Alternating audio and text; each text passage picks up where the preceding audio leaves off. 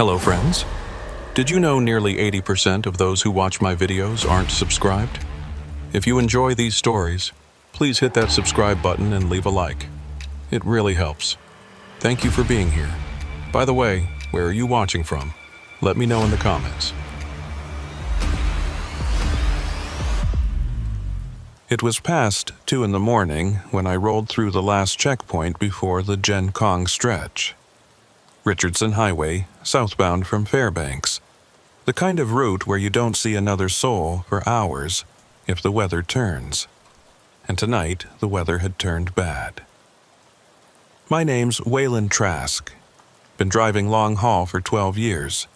Most of it up here in Alaska where the roads don't forgive mistakes and the cold doesn't give second chances. This particular run was supposed to be routine. Plywood pallets and construction insulation headed down to Anchorage. Light enough load, but the schedule was tight. I had 13 hours to cover 300 miles, and that doesn't sound bad until you factor in black ice, wind shear, and visibility that drops to nothing when the snow decides to move sideways instead of down. The thermometer on my dash read minus 32 Fahrenheit. Outside, it felt colder. The kind of cold that makes metal brittle and turns moisture in your breath into tiny crystals before it even leaves your mouth.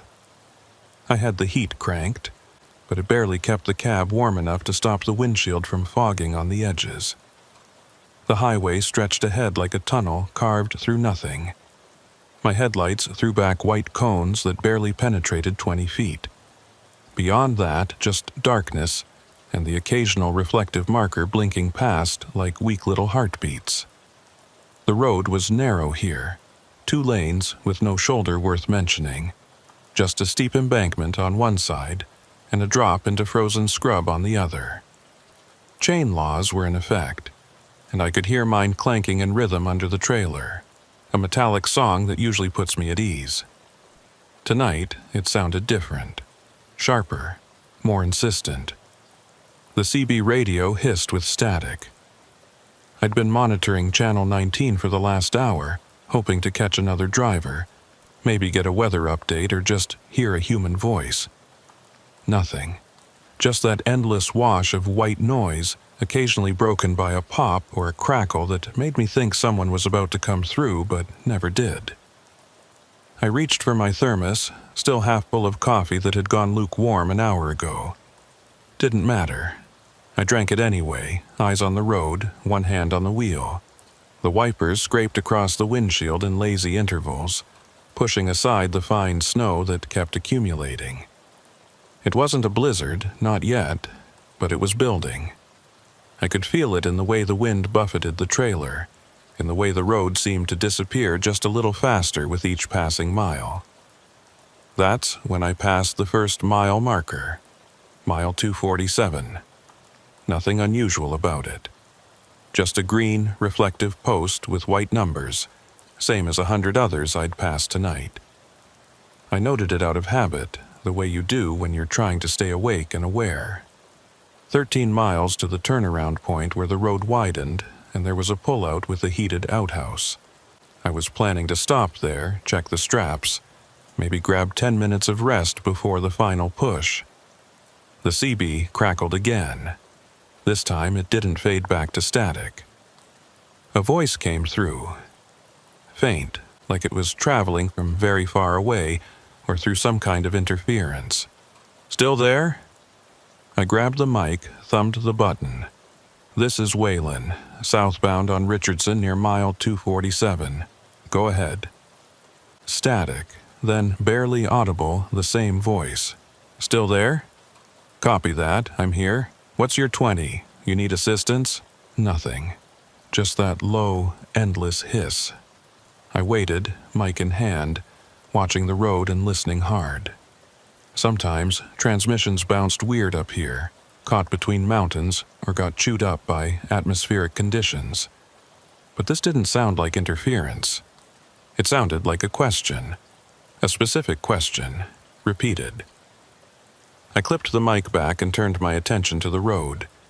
The snow was getting heavier now, swirling in the headlights like a living thing. Visibility dropped to 15 feet, maybe less. I eased off the throttle, letting the rig slow to 40, then 35. Speed didn't matter if you couldn't see where you were going. That's when I saw the figure. At first, I thought it was a road sign, something tall and dark standing just off the shoulder on the right side. But as I got closer, the shape resolved into something else. A person, standing motionless, facing the road. I hit the brakes gently, felt the anti-lock system pulse under my foot. The trailer shuddered but held the line. I rolled to a stop about 20 feet from the figure, hazard lights flashing, and stared. It was a man, or at least it looked like a man. Heavy parka, hood pulled up, hands buried in pockets. He wasn't moving, wasn't waving for help, just standing there in the middle of nowhere, in minus 30-degree cold, like it was the most natural thing in the world. I rolled down my window an inch, letting in a blast of frigid air that stung my face. "Hey, you need help?" No response. The figure didn't turn, didn't acknowledge me. Just stood there facing south, the direction I was headed. I laid on the air horn. One long blast that echoed out into the frozen night and died almost instantly, swallowed by the wind and snow. Still nothing. Every instinct I had was screaming at me to roll forward, leave this behind, keep moving. But another part of me, the part that still remembered what it meant to be decent, wouldn't let me. You don't leave someone out here, not in this cold. Exposure kills in minutes, not hours. I grabbed my flashlight from the door pocket, pulled my gloves on tight, and zipped my jacket all the way up. Then I stepped down from the cab, boots crunching into the snow that had already accumulated on the asphalt. The cold hit me like a physical blow. It sucked the air from my lungs and made my eyes water instantly. I clicked on the flashlight and swept it toward the figure. He was still there, hadn't moved an inch. The beam caught the edge of his parka, dark blue or black, hard to tell in this light. His face was hidden deep in the hood. "Hey!" I shouted, voice muffled by the wind. "You hurt?" I took a step closer, then another. My boots found traction on the ice underneath the snow, but barely. The figure remained still. 5 feet away now, close enough to see the frost that had formed on the outside of his jacket, tiny crystals clinging to the fabric like a second skin. Close enough to see that his hands, still in his pockets, weren't moving, not shivering, not shifting, just still. "Buddy, you need to get in the truck. You're gonna freeze out here." I reached out, intending to touch his shoulder, shake him awake if he was in some kind of hypothermic stupor. My hand passed through empty air. I stumbled forward, off balance, flashlight swinging wild. When I turned back, the figure was gone. Not running, not walking away. Just gone. Like he'd never been there at all. I swept the beam in a full circle. Snow and darkness. Nothing else. My breath came fast now, fogging in front of my face. I could feel my heart hammering in my chest, adrenaline cutting through the cold. Then I looked down. No footprints. Not a single mark in the snow except my own boot tracks leading from the truck. The spot where the figure had been standing was smooth, undisturbed, as if no one had stood there in hours. I backed toward the cab, flashlight still sweeping, and climbed in fast. Slammed the door, locked it, and sat there breathing hard. My hands were shaking, and it wasn't from the cold. The CB crackled. "Still there?" Same voice, same question. Faint, distant, but unmistakable now. It wasn't asking if I was there, it was asking if someone else was. I grabbed the mic, hands still trembling. "Who is this? Identify yourself." Static, then clearer this time, a different voice, older, rough. "Don't stop for him, son. Just keep moving." I recognized the cadence, the tone. It was a trucker. Someone who'd been on these roads long enough to know what he was talking about. But before I could respond, the transmission cut out, swallowed by static again. I sat there for a long moment, engine idling, heater blasting, trying to make sense of what I'd just seen, or hadn't seen. My mind ran through possibilities. Hypothermia. Hallucination? No, I felt fine. Fatigue? Maybe. But I'd been tired before and never seen things that weren't there. Reflection. A trick of the light and snow? None of it felt right. I put the truck in gear and eased forward, eyes locked on the road ahead. The snow was coming down heavier now, and the wind had picked up, rocking the trailer in sharp gusts. I kept my speed low, watching the markers as they appeared and vanished in the sweep of my headlights. Mile 246, mile 245, mile 244. And then, ahead in the distance, another figure. Same stance, same parka. Standing on the right shoulder, motionless. I didn't slow down this time.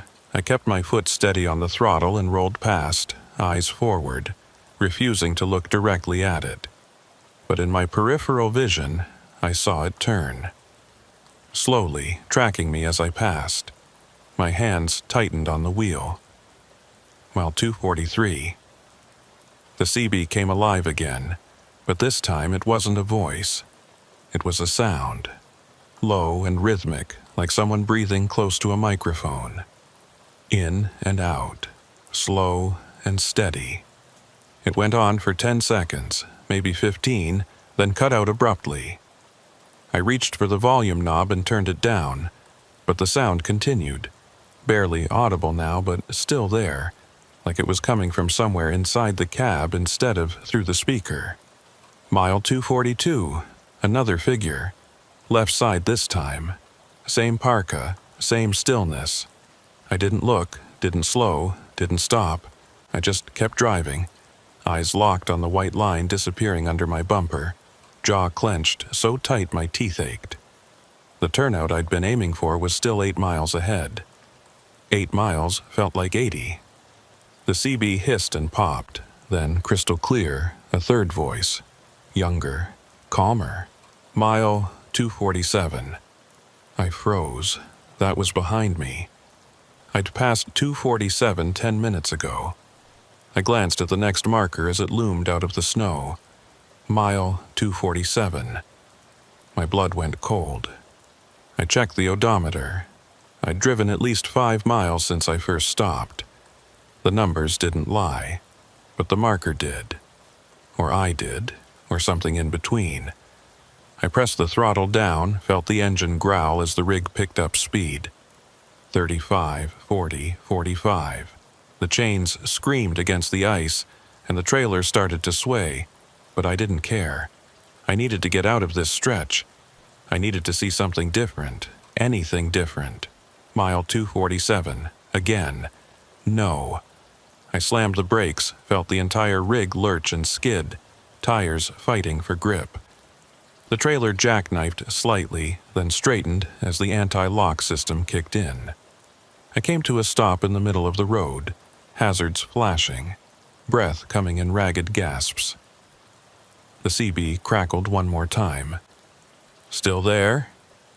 I didn't answer, I just sat there, staring at the mile marker in my headlights, watching the snow swirl around it like it was the only solid thing left in the world. And then, slowly, I saw another figure step into view, directly in front of the truck.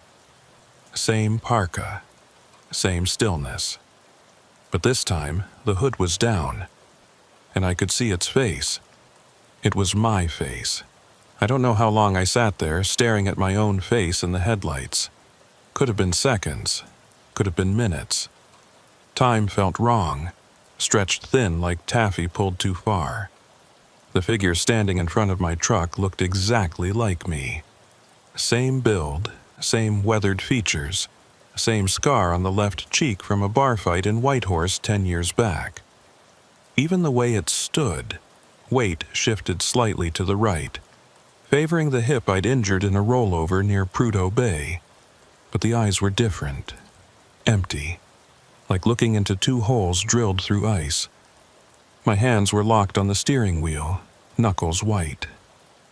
Every survival instinct screamed at me to reverse, to turn around, to do anything except sit here and stare. But the road behind me was narrow, the trailer was long, and backing up on black ice in near-zero visibility was a good way to end up in a ditch or worse. The figure tilted its head. A small movement, curious, like it was studying me the same way I was studying it. Then it smiled. Not a friendly smile, not cruel either, just empty, mechanical, like someone who'd forgotten how the expression was supposed to work and was copying it from memory. I grabbed the mic, hands shaking so bad I nearly dropped it. "This is Waylon Trask, southbound Richardson, mile 247. If anyone can hear me, I need assistance. I need..." Static swallowed my words. The CB hissed and popped, then went completely silent. Not even the background noise, just nothing. The figure took a step closer. I jammed the truck into reverse, heard the warning beeps, felt the trailer shift. My boot pressed down on the throttle, and the rig started rolling backward, slow and awkward. The figure didn't chase. It just stood there, watching, that empty smile still fixed on its face. I backed up 20 feet, 30, eyes flicking between the mirrors and the windshield. The figure grew smaller in the headlights but never disappeared completely. It just stood there in the middle of the road, arms at its sides now, perfectly still. When I'd put enough distance between us, I cranked the wheel, trying to angle the trailer for a turnaround. The chains bit into ice, and the whole rig shuddered. I could feel the weight shifting, the trailer wanting to slide sideways. I eased off, straightened out, tried again. The CB burst to life. "Waylon," my own voice, coming through the speaker, flat and emotionless. "Waylon, you're going the wrong way." I grabbed the mic, nearly shouting. "Who the hell is this?" "You know who this is." I threw the mic down, hands back on the wheel. The figure in the road hadn't moved, but now I could see others. 3 more shapes standing at intervals along the shoulder, all facing me, all wearing the same dark parka, all perfectly still. I got the trailer straight and shifted into first gear, easing forward. I wasn't going back, I couldn't. North meant Fairbanks, meant people, meant warmth and lights and sanity. South was just more empty road and whatever the hell was standing in it. But when I started moving forward, the figure in the road didn't step aside. I laid on the horn, a long, desperate blast that echoed out into the frozen night. The figure didn't flinch. It just stood there, arms spread now, like it was waiting to embrace the truck. I couldn't stop, not again. If I stopped, I don't think I'd start moving again. I pressed down on the throttle, felt the engine roar. The speedometer climbed. 20 miles per hour. 25. The figure grew larger in the windshield, close enough now that I could see the frost on its parka, the empty expression on its face. At the last second, it stepped aside. Not quickly, not in fear, just a casual sidestep, like it had known all along I wouldn't hit it. Like this was all part of some game I didn't understand. I blasted past, trailer swaying, chains screaming. In the mirror, I saw it turn and watch me go. Saw the others on the shoulder turn as well, moving in perfect unison. Mile 246 appeared in my headlights. Then 245. Each one a small victory. Each one proof that I was moving forward, getting away from whatever that was, putting distance between me and mile 247. The CB stayed silent. No voices, no static, nothing. I tried switching channels, cycling through all 40, but every single one was dead. Like the radio had stopped working entirely, except I could still see the power light on, still see the channel numbers changing. I pushed the speed up to 50, which was insane in these conditions, but I didn't care anymore. The road was empty, The shoulders were clear, and I just needed to get somewhere with lights and people and proof that the world was still normal.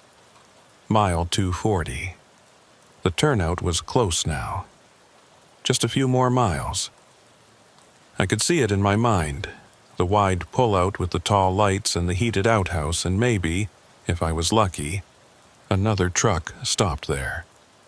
Someone I could talk to. Someone who could tell me I was overtired, hallucinating, losing my mind in the cold. Mile 237. The snow was starting to ease. The wind had died down. Visibility was improving, and I could see further down the road now, maybe 50 feet instead of 20. Everything was getting better.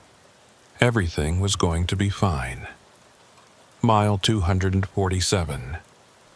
My foot slammed the brake pedal before my brain even processed what I'd seen. The truck skidded, fishtailed, and came to a stop at an angle across both lanes. I sat there, breathing hard, staring at the mile marker in disbelief. I'd driven 10 miles. I'd watched every single marker. 246, 245, 244, all the way down to 237. I hadn't imagined it. I hadn't blinked and missed something. I'd counted every single one. But here I was, mile 247. Again. The CB crackled. "Still there?" Different voice this time. Older. Rough. The same one that had warned me earlier. I grabbed the mic, hands shaking. "Yeah, I'm still here. What the hell is going on? You stopped, didn't you?" I had to. There was someone in the road. There's always someone in the road, son. That's how it works. How what works? What is this? Static, long and empty. Then the voice came back, quieter now. "You're in the loop. Mile 247. Some of us, we get stuck here, don't know why. Don't know how to get out. I've been here for, hell, I don't even know anymore.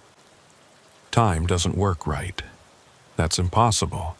Yeah, that's what I thought too. How do I get out?" Silence, then barely audible. "I don't know if you can." The transmission cut out. I sat there, engine idling, hands gripping the wheel so tight my fingers ached. The loop, mile 247.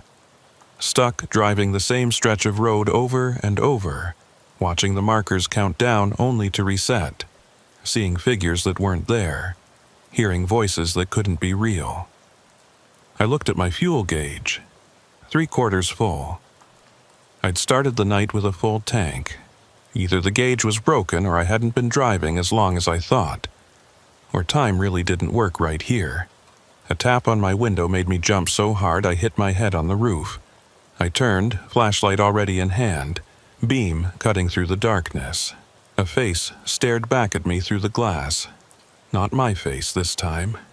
Someone else. A woman, maybe 50, with gray hair and tired eyes. She was wearing a parka, hood down, and her lips were moving. I couldn't hear what she was saying.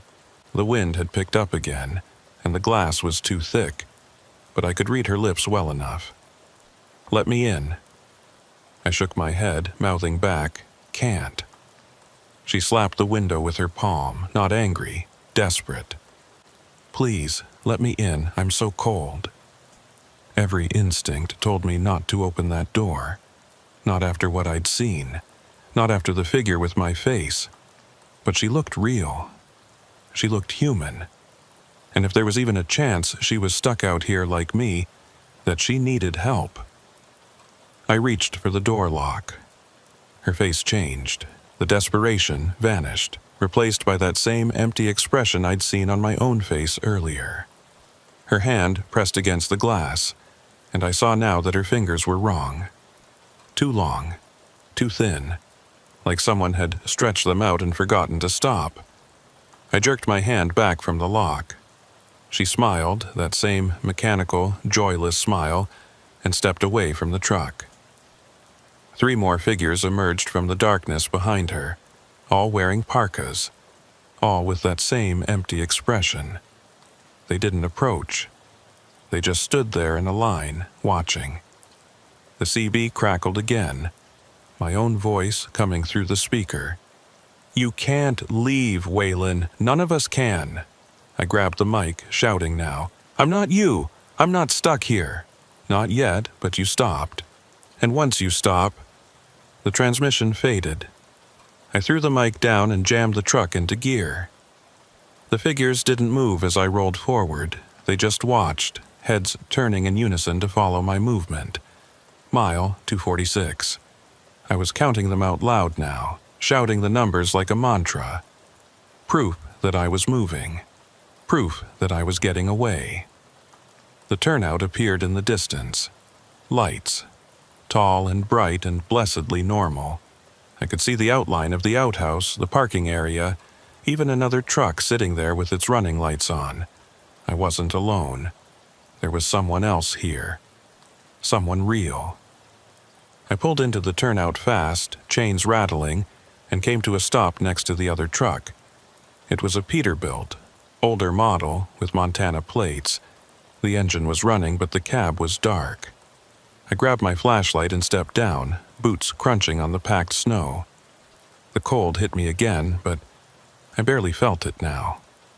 I was too focused on the other truck, too desperate to find another human being.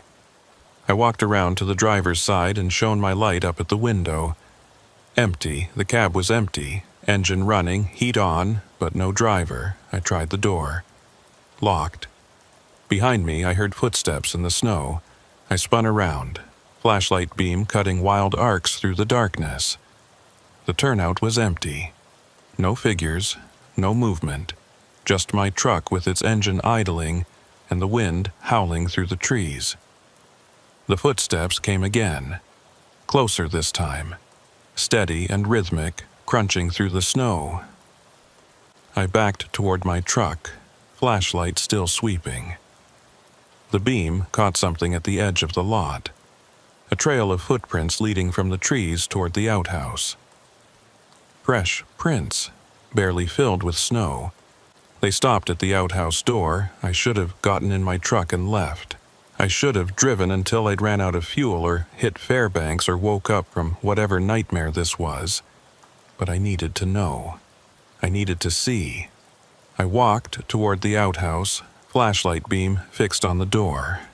It was one of those prefab concrete jobs, thick walls and a heavy door with a spring hinge, the kind that slams shut hard if you don't hold it. The door was open, just a crack. Darkness beyond. "Hello?" My voice sounded small and pathetic.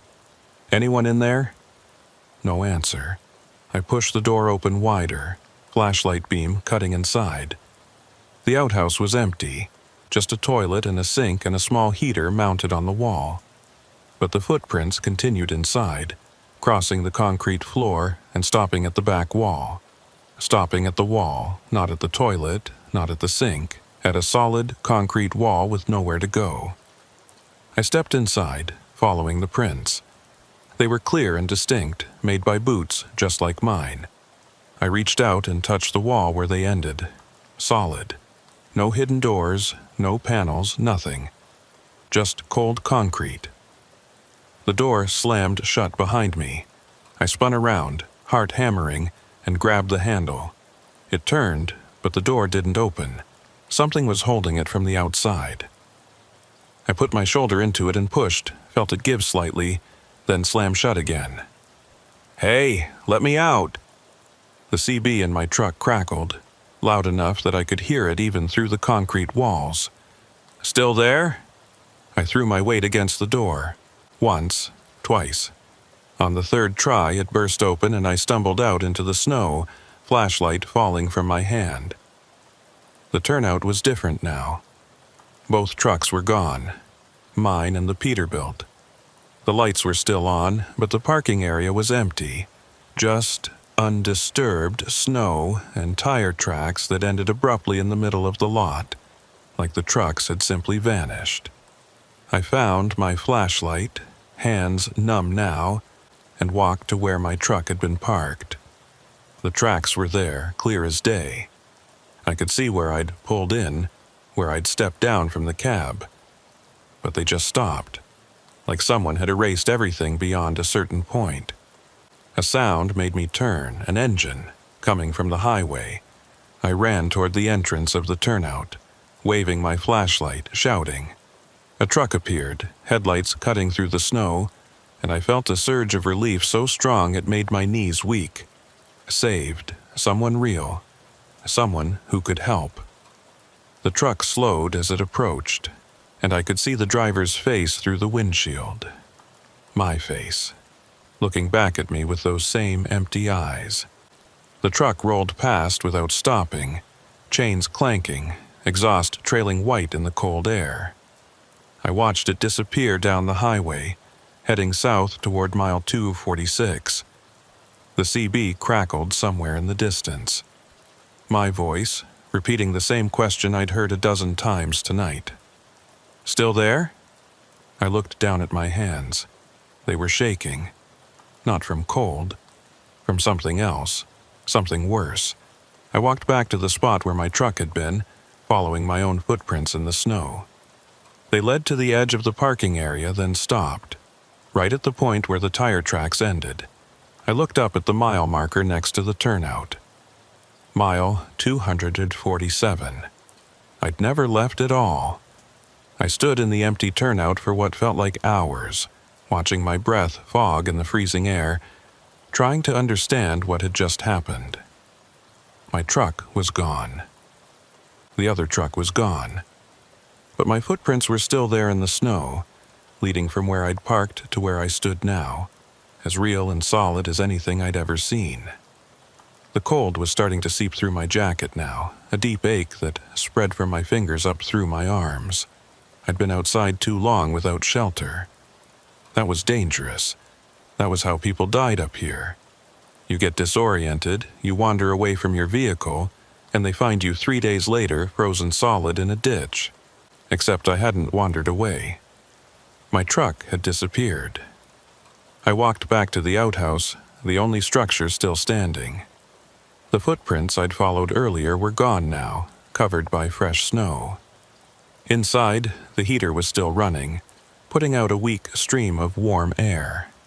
I stood in front of it, hands extended, trying to get feeling back into my fingers. Think, Waylon, think it through. Option 1. I was hallucinating. Carbon monoxide leak in the cab, maybe. Odorless, colorless, makes you see things that aren't there. Except I'd been outside for the last 20 minutes, breathing clean air, and nothing had changed. Option 2. I'd fallen asleep at the wheel somewhere back around mile 260, crashed into a ditch, and was now unconscious and dreaming all of this while slowly freezing to death. That would explain the repetition, the impossible geography, the figure with my face. Dreams didn't follow logic. Option 3. Something else. Something I didn't have words for. I pushed that thought away and focused on immediate survival. No truck meant no shelter, no heat, no CB radio. The outhouse would keep me alive for a while, but not long.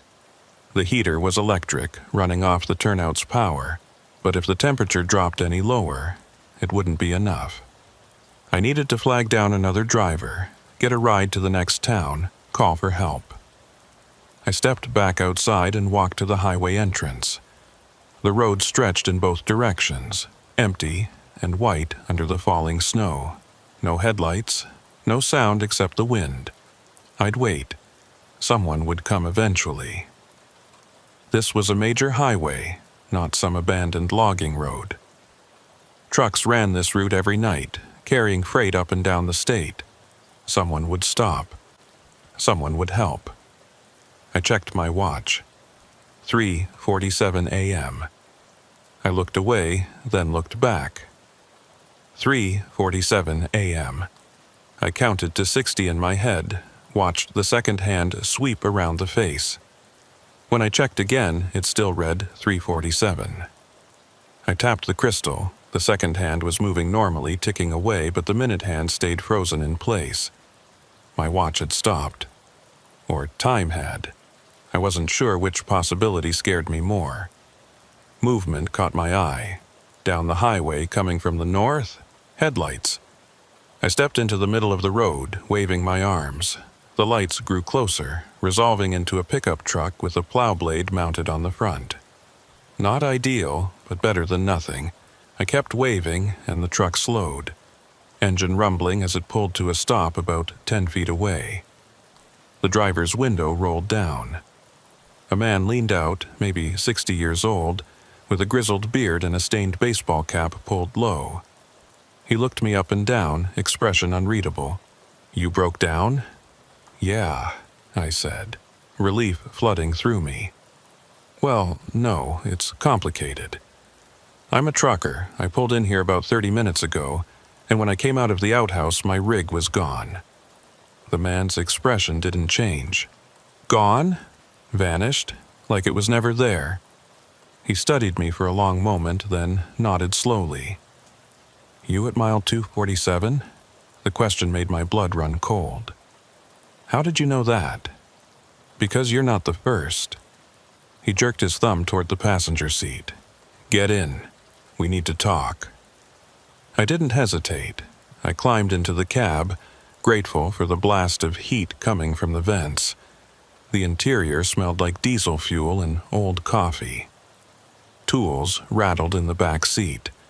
The man put the truck in gear and rolled forward, back onto the highway. South, toward mile 247. "Wait," I said. "We're going the wrong way. Fairbanks is north." "Can't go north," he said. "Not from here. Road only goes one direction." "That doesn't make sense." "Nothing about this place makes sense." He glanced at me. "Name's Cody Brannigan. I'm a mechanic out of Glen Allen, or I was anyway. Been stuck on this stretch for longer than I care to think about." "Stuck? What do you mean, stuck?" "Same as you. Came through here 3 weeks ago, or maybe 3 months, hard to say. Saw something in the road, stopped to check it out, and haven't been able to leave since. Every time I try to drive north, I end up back at 247. Every time I try to go south, same thing. Just keeps looping." I stared at him, trying to process what he was saying. "That's impossible." "Yeah," he smiled, but there was no humor in it. That's what I thought too. We drove in silence for a minute. I watched the mile markers tick past. 246, 245, 244, all the way down to 238. Then 247 appeared in the headlights again. Cody didn't seem surprised.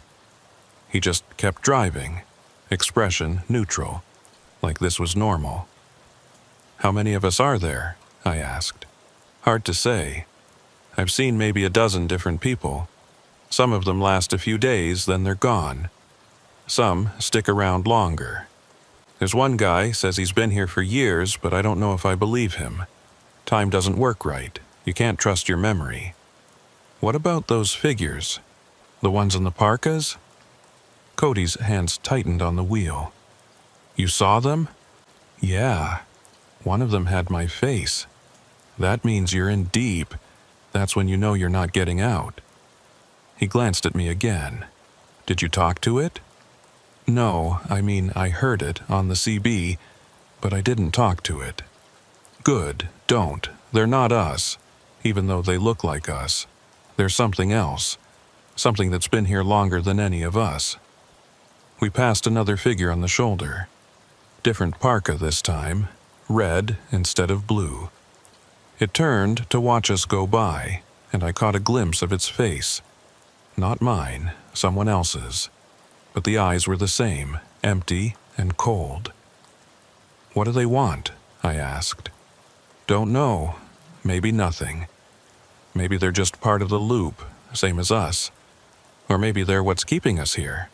There has to be a way out." Cody was quiet for a moment. Then he said, "There's a lodge. About 6 miles south of 247, if you can call anything here south. Old hunting lodge, been abandoned for years. Guy named Hollis Everhart runs it now. or used to. He knows more about this place than anyone else I've met. If there's a way out, he'd know.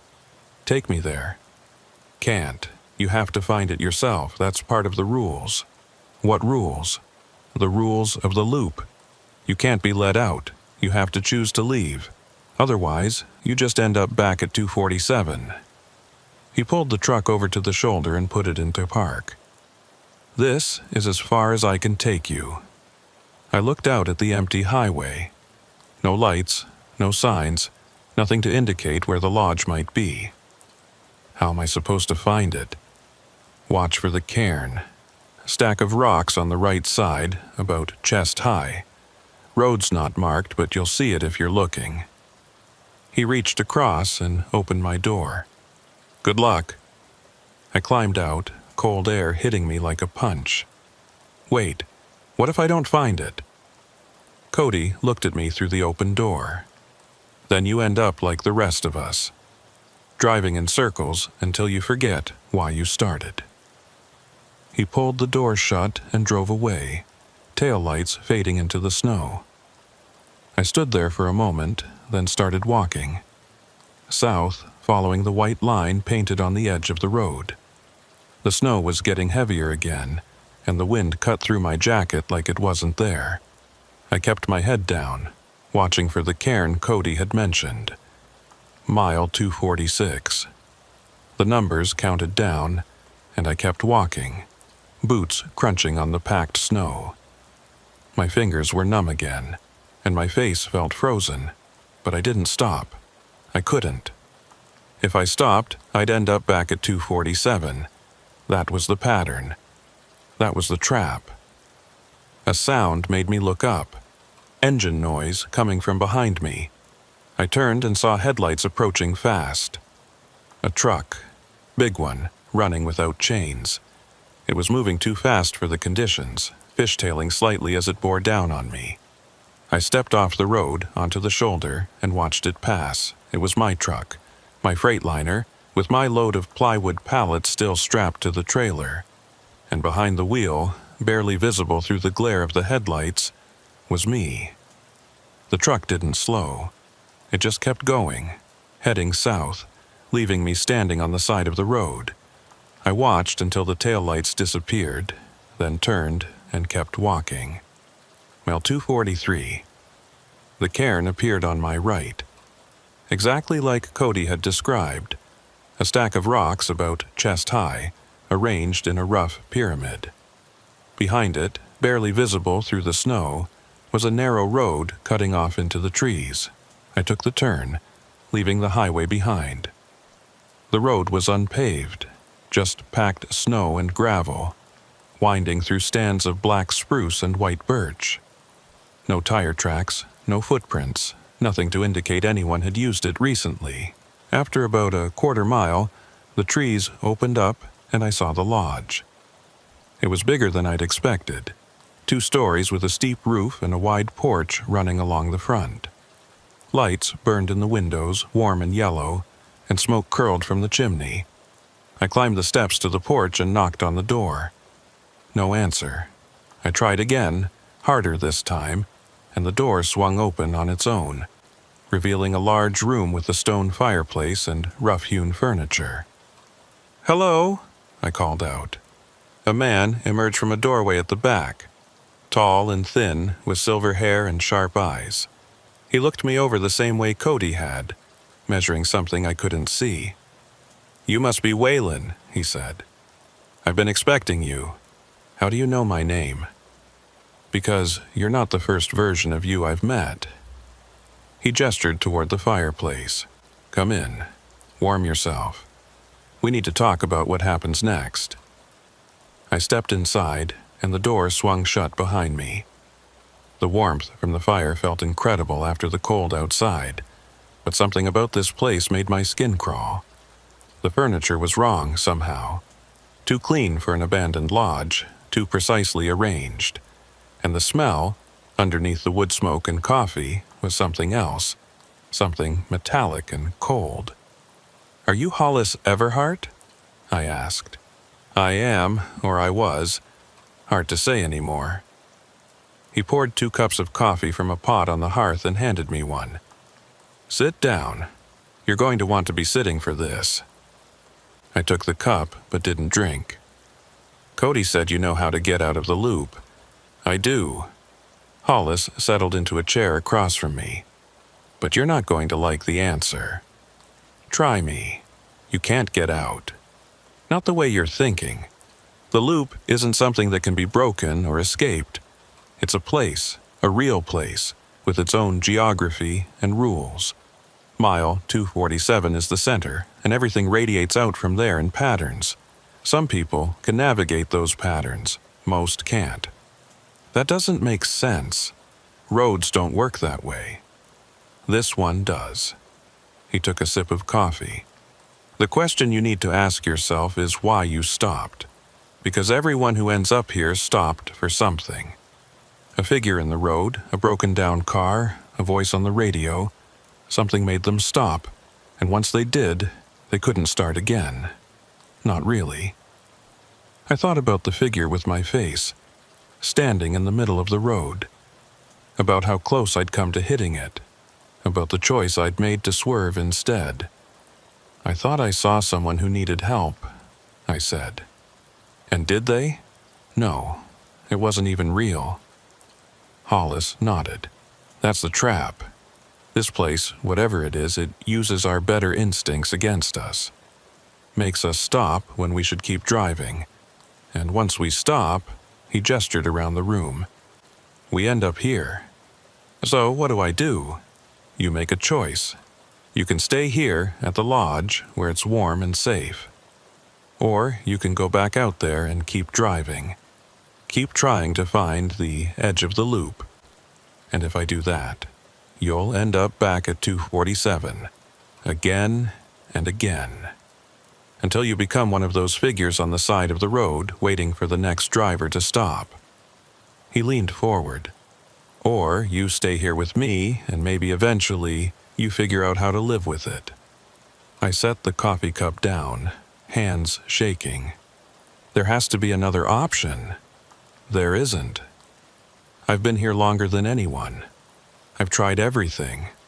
The only constant is mile 247, and the only choice is whether you keep driving or let yourself rest. I stood up, legs unsteady. The warmth from the fire had made me drowsy, and I realized I hadn't slept in how long? Time didn't work right here. I couldn't remember. "I need to think," I said. "Take your time. You have plenty of it." Hollis leaned back in his chair. "One way or another." I walked to the window and looked out at the snow falling in the darkness. Somewhere out there was the highway, and mile 247, and my truck driving in endless circles with my own face behind the wheel. And somewhere, maybe, was a way home. I don't know how long I stood at that window, watching the snow fall. Could have been minutes. Could have been hours. My watch still read 3:47, and the light outside never changed. Just that same dim pre-dawn darkness, frozen in place like everything else. Behind me, I could hear Hollis moving around the lodge. The creak of floorboards, the clink of a cup being set down. Normal sounds. The kind that should have been comforting but somehow made everything worse. Because they were too normal. Too careful. Like someone performing the motions of being human without quite remembering why. "I had a wife," I said, still looking out the window. "Back before all this. She died 5 years ago. Cancer. I kept driving after that because I didn't know what else to do. Didn't know how to live in a house that was too quiet, too empty." Hollis didn't respond, but I felt him listening. Part of me wondered if I'd been in a loop even before this. Just driving the same routes, stopping at the same truck stops, having the same conversations with the same dispatchers, going through the motions. I turned to face him. Maybe that's why I'm here. Maybe I was already stuck, and this is just the first time I noticed. "Maybe," Hollis said quietly. "Or maybe this place finds people like us, people who are already a little bit lost. How long have you really been here? He looked at me for a long moment. I don't remember anymore. Long enough that the details don't matter. I remember arriving, remember thinking I'd just rest for one night, then head back out in the morning. But morning never came. Just more darkness, more snow, and eventually I stopped counting the days. Do you ever see other people? Besides the ones who end up here? Sometimes. Shadows, mostly. People who might have been here before me or might have been here after. Time doesn't run straight here. It circles, like the road. He stood up and walked to a cabinet, pulling out a worn map. Here, I'll show you something. He spread the map on the table. It was a highway map of Alaska, the kind you'd pick up at a gas station. But someone had marked it up. Red pen tracing loops and spirals around mile 247. Mathematical notations in the margins that I didn't understand. Every person who ends up here makes the same mistake, Hollis said, finger tracing one of the loops. They think they can logic their way out. They count the miles, watch the markers, try to find the pattern. But the pattern isn't mathematical. It's... He paused, searching for words. It's emotional. It's about the moment you stopped, about what you were feeling when you decided to help instead of drive past. So, what? I'm being punished for trying to do the right thing? No, you're trapped by it. There's a difference. He looked up at me. What did you feel when you saw that figure in the road? The one that looked like you? I thought back to that moment. The figure standing motionless in the headlights. The empty eyes. The mechanical smile. Recognition, I said finally. Not just because it looked like me, but because I understood what it was doing. Standing in the road, waiting for someone to stop. Same thing I'd been doing for 5 years. Just waiting. Not for help. Just waiting. Hollis nodded slowly. Then maybe you understand more than you think. A sound outside made us both turn. An engine close by. I went to the window and looked out. My truck was parked in front of the lodge, engine running, headlights cutting through the snow. The driver's side door hung open. That's not possible, I said. I saw it drive past me on the highway. There's more than one version of you here now, Hollis said. The one who's still driving. The one who stopped at the turnout. The one who came to the lodge. They're all real, and they're all you, and they're all stuck in their own version of the same loop. I stared at the truck. My truck. Sitting there idling, waiting for me to climb back in and keep driving, back to 247, back to the beginning. What happens if I get in? You'll drive. You'll pass the markers, count them down, think you're making progress, and then you'll end up back at 247, and you'll do it again. Just like you have been doing. Just like you'll keep doing. Forever. Until you forget why you started. Then you become one of them, one of the figures on the side of the road. He touched my shoulder. Or you stay here, with me. It's not much, but it's stable. It doesn't change, and after long enough, that starts to feel like something. I pulled away from his hand and walked towards the door. There has to be a way out. There has to be. Waylon. But I was already outside, boots crunching in the snow, heading for the truck. The cold hit me hard, but I barely felt it. I was focused on the open door, the warm cab, the familiar seat where I'd spent so many years of my life. I climbed in and pulled the door shut. The heater was running full blast, and my coffee cup was still in the holder, steam rising from it like I'd just poured it. The CB crackled with static. I grabbed the mic. This is Waylon Trask. Is anyone out there? Anyone real? The static continued for a moment. Then faintly, still there? I threw the mic down and put the truck in gear. The lodge was behind me now, lights fading in the mirror. I rolled back onto the narrow road, through the trees, until I reached the highway. Mile 244. I turned south and pressed down on the throttle. The engine roared, chains singing against the ice. I pushed it up to 60, which was insane in these conditions, but I didn't care anymore. I just needed to move. Needed to feel like I was going somewhere, anywhere except back to 247. Mile 243. The numbers counted down, each one a small victory. I was doing it. I was breaking the pattern. I just had to keep going. Keep the speed up. Don't stop for anything. A figure stepped into the road. Not slowly, not deliberately. It just appeared directly in my path, so close I didn't have time to react. I slammed the brakes and the truck went into a skid, trailer whipping sideways. I fought the wheel, trying to straighten out, but the weight was wrong and the ice was too slick. The truck tipped. Not violently, almost gently, like it was lying down to rest. I felt the world rotate, felt gravity shift, and then I was hanging in the straps as the cab settled on its side with a grinding crunch of metal and glass. For a moment, everything was quiet. Just the tick of the engine cooling and the hiss of air escaping from somewhere. I hung there in the straps, trying to process what had happened. The windshield was cracked but not shattered.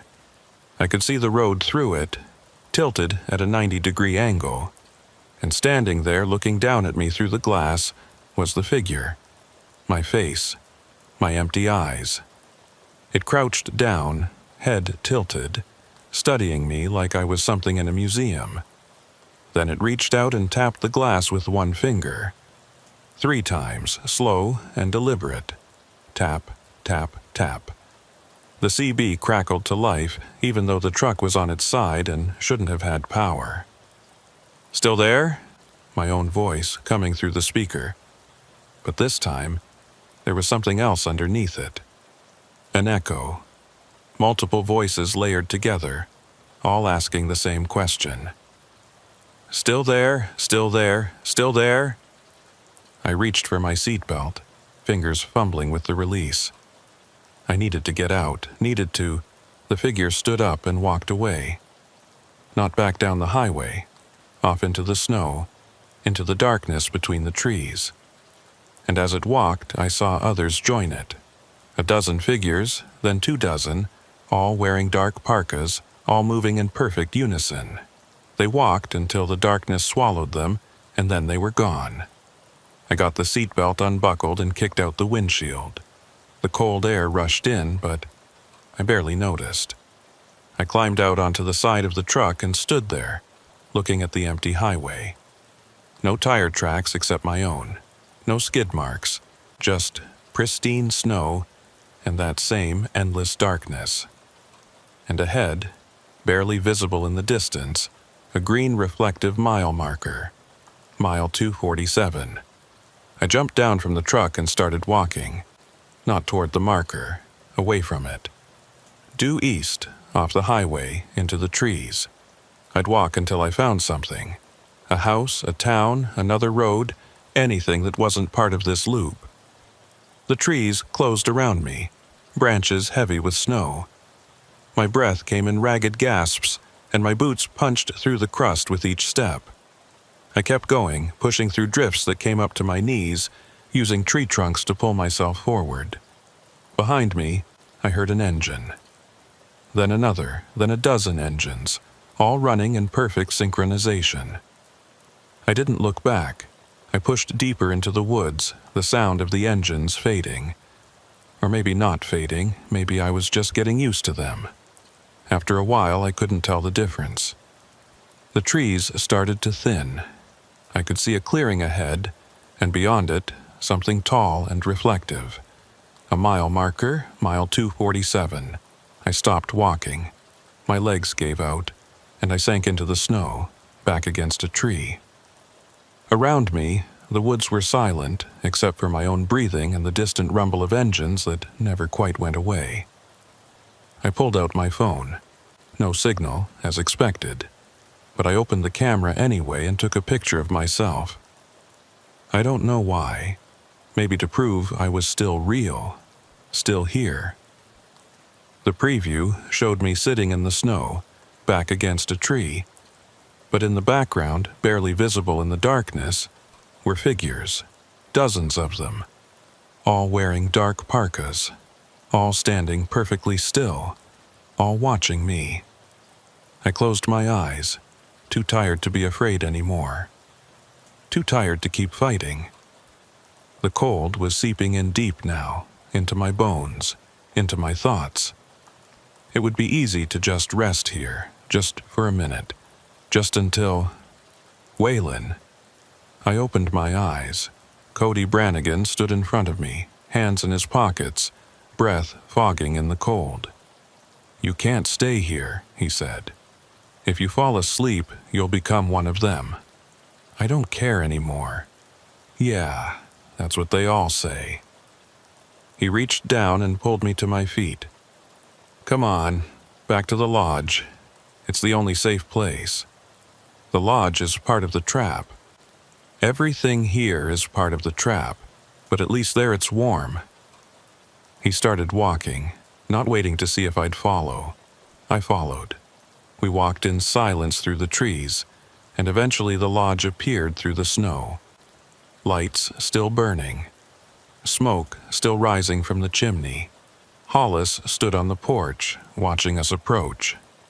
"Welcome back," he said quietly.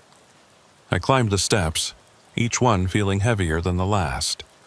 Inside, the fire was still burning, my coffee cup still on the table where I'd left it, like I'd never left at all. "How many times have I done this?" I asked. Hollis looked at Cody. Cody looked at the floor. "Enough," Hollis said finally. "You've tried leaving enough times that you should understand by now. There's no exit, there's only here." I sank into the chair by the fire. On the table, my phone showed 37 missed calls from a number I didn't recognize. I opened the call log. All from the same number. All from the same timestamp. 3:47 a.m. I pressed play on the most recent voicemail. Static. Then, faintly, my own voice. "Still there?" I set the phone down.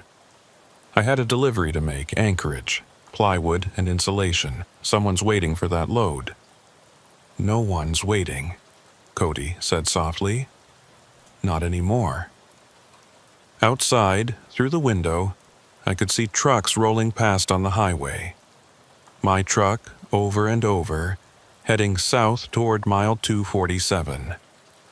Different versions of me behind each wheel, all making the same choices, all ending up in the same place. I stood up and walked to the window, pressing my hand against the glass. It was cold, so cold it burned. "What if I just start walking?" I asked. "Not on the road, not in the woods. Just pick a direction and walk until I drop." "Then you drop," Hollis said. "And when you wake up, you'll be back in your truck at mile 247, and we'll have this conversation again." How many times have we had this conversation? Neither of them answered.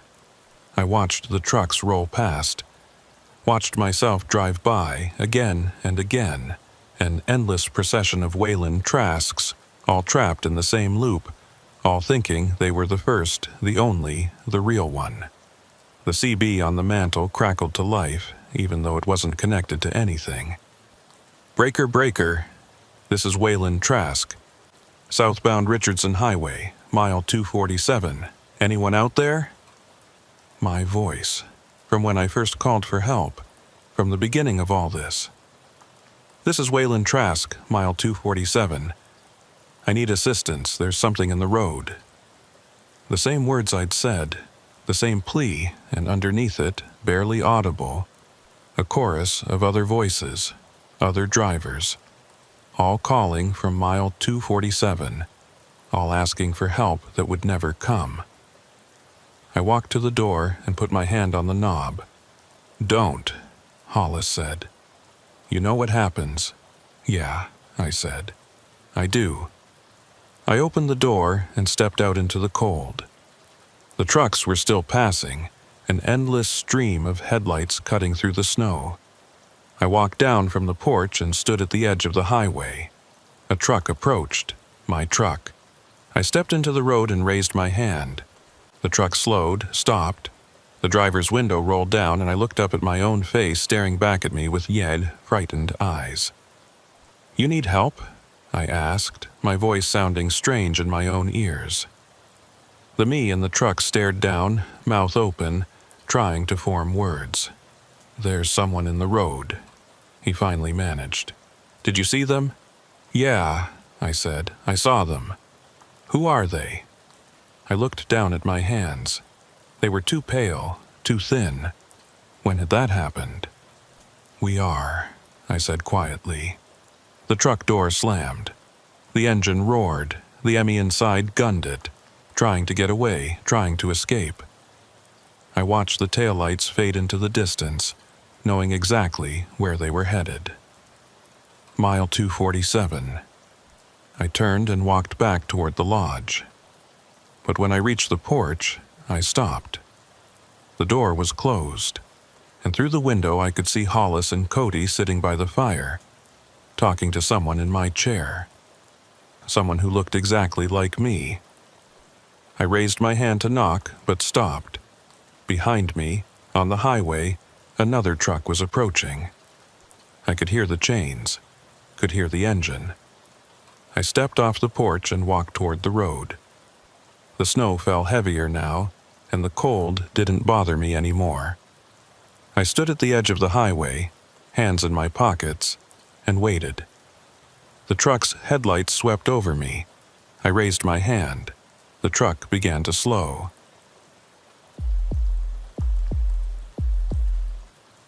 My name is Nolan Fitch, and I've been hauling freight through the Yukon for 8 years. Long enough to know which routes to take and which ones to avoid. Long enough to know that when the weather turns bad up here, you don't take chances. You follow the rules, you trust your equipment, and you never, ever take shortcuts through closed roads. But sometimes the choice gets made for you. It was late February, and I was running a load of mining equipment from Whitehorse down to Watson Lake. Standard run, nothing complicated. The forecast called for light snow, maybe some wind, but nothing I hadn't dealt with 100 times before. I left Whitehorse at 6 p.m., planning to make Watson Lake by 4 in the morning with a fuel stop somewhere in between.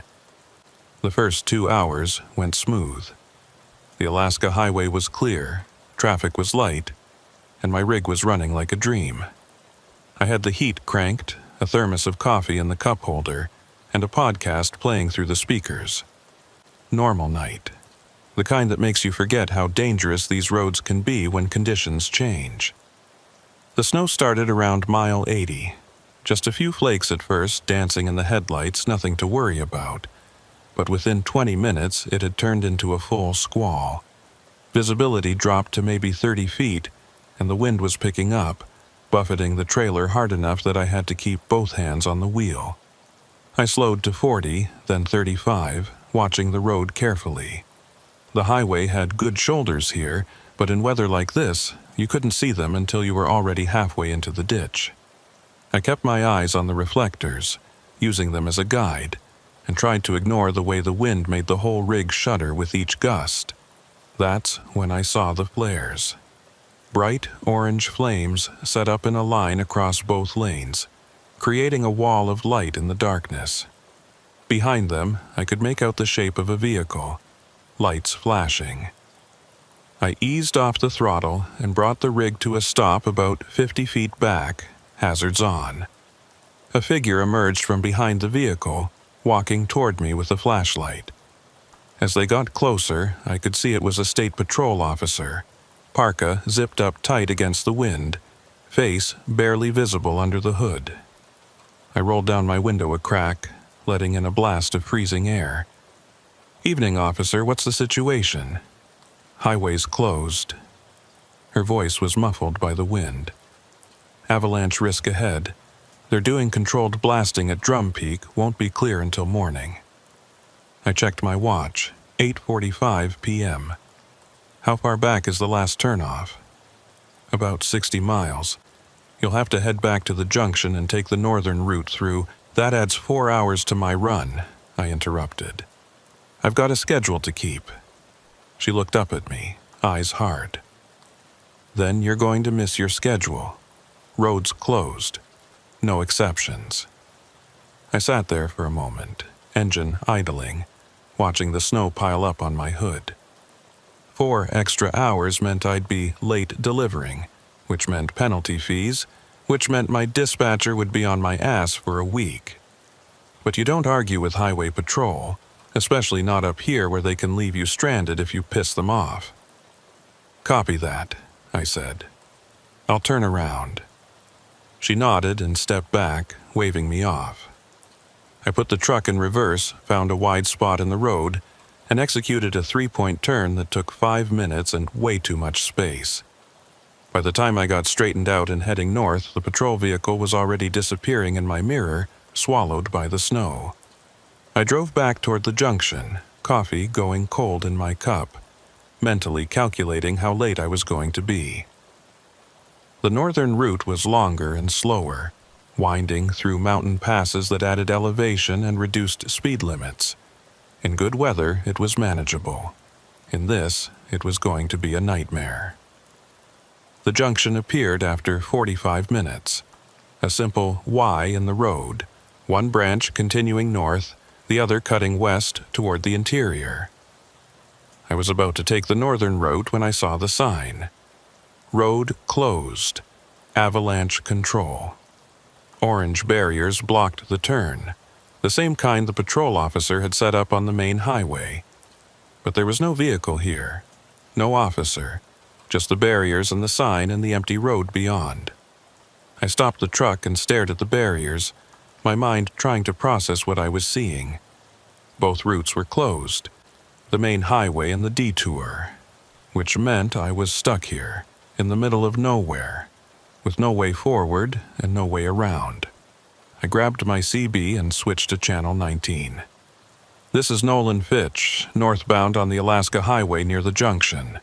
Anyone got information on road closures? Both routes showing blocked." Static. I waited 30 seconds, then tried again. "Any traffic near the Yukon Junction? This is Nolan looking for road status." "Come back." More static. Then, faintly, a voice broke through. "Nolan, this is Kira Drummond, State Patrol. You the truck I just turned around?" "That's me. I'm at the junction now, and the northern route is showing closed too. What's my option here?" Pause. I could hear the crackle of interference on her end. "Stand by, checking with dispatch." I waited, engine idling, watching the fuel gauge. I had maybe 3/4 of a tank, enough to make Watson Lake if I could get moving, but not enough to waste sitting here all night with the engine running. The CB crackled again. "Nolan, you still there?" "Yeah, I'm here." "Okay, bad news. The northern route is closed for the same reason, avalanche control. But there's another option, old tunnel road past Drum Peak. It's not on the main maps anymore, but it's technically open." "Why isn't it on the maps?" "Because it's been decommissioned. They stopped maintaining it 5 years ago, and it's rough, real rough. But it'll get you through to Watson Lake if you're careful." I thought about that. An unmaintained tunnel in the middle of a snowstorm, in the dark, with a full load.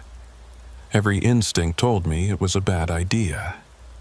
How rough are we talking? Narrow. Single lane in places. No lighting. But the tunnel itself is solid, and the road surface is paved. It's just not recommended. But it's open. Technically. Look, it's your call. You can wait here until morning when the main highway opens. Or you can take the tunnel. I can't tell you which to do. I looked at my watch. If I waited until morning, I'd be 8 hours late. If I took the tunnel and it was as rough as she said, I might be 10 hours late, or I might damage the rig, or worse. But sitting here wasn't an option. "Where's the turnoff?" I asked. She gave me directions. About 3 miles south before the avalanche zone, there was an access road marked with a faded sign. Take that west for about 2 miles and I'd see the tunnel entrance. "Thanks for the info," I said. "I'll take my chances. Be careful in there. And Nolan, keep your radio on. If you run into trouble, call me. I'll be monitoring Channel 19. Copy that." I turned the truck around and headed south, back the way I'd come. The snow was heavier now, and the wind had picked up even more. I kept my speed low, eyes scanning for the turnoff. The access road appeared exactly where she'd said it would be. The sign was barely readable, half covered in snow and rust. Drum Peak Access, authorized vehicles only. No mention of a tunnel, no warning signs, just that one faded marker and a narrow road disappearing into the trees. I took the turn, feeling the rig jostle as I left the paved highway for gravel. The road was rougher than I'd expected, potholed and uneven, but passable, trees pressed close on both sides, their branches heavy with snow, creating a tunnel of darkness that my headlights barely penetrated. 2 miles felt like 10. The road twisted and climbed, forcing me to gear down and take it slow.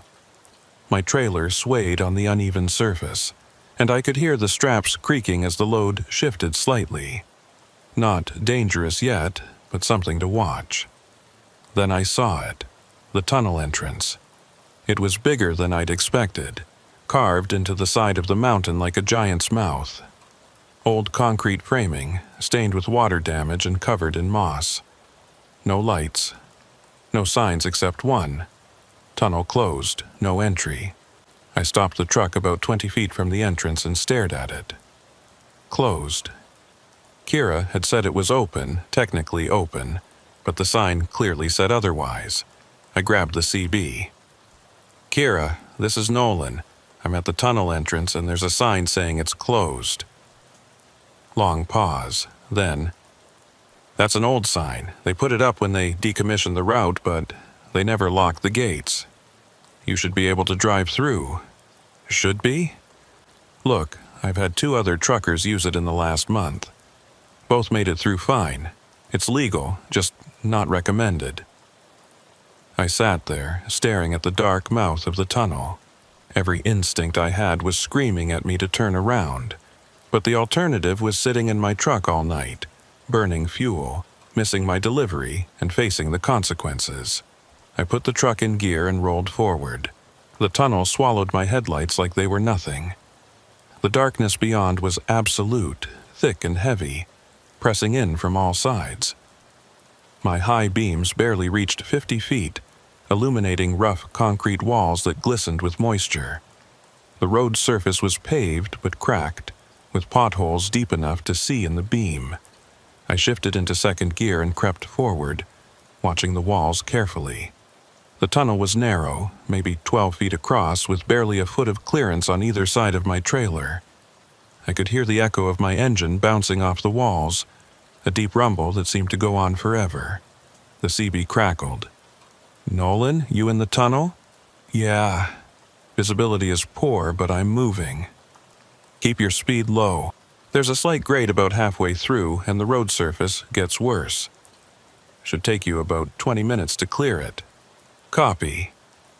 I focused on driving, hands tight on the wheel, eyes flicking between the road ahead and my mirrors. The walls seemed to press closer the further I went, and I had to fight the urge to speed up, to get through this faster. Slow and steady. That was the only way. About 5 minutes in, I heard it. A sound, faint at first, almost lost under the rumble of the engine. Metallic, like chains dragging across concrete. I eased off the throttle and listened. The sound continued, rhythmic and steady, echoing through the tunnel from somewhere ahead. I grabbed the CB. "Kira, Do you know if there's maintenance going on in the tunnel? I'm hearing something up ahead. Static. No response. Kira, come back. Nothing. The CB was dead, just like it had been back at mile 247. No. Wrong thought. Wrong memory. That wasn't me. I shook my head, trying to focus. The sound was getting louder now. Closer. I slowed to a crawl, high beams straining against the darkness. Then I saw it. A shape barely visible in the distance. Something on the road ahead blocking the way. I stopped the truck, engine idling, and stared. It looked like a vehicle, but the proportions were wrong. Too low, too wide, and it wasn't moving.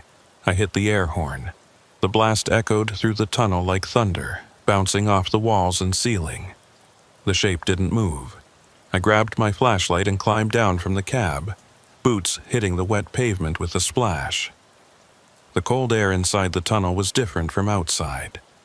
Stale, old, like it had been trapped down here for years. I walked toward the shape, flashlight beam cutting through the darkness. As I got closer, the details resolved. It was a truck, or had been.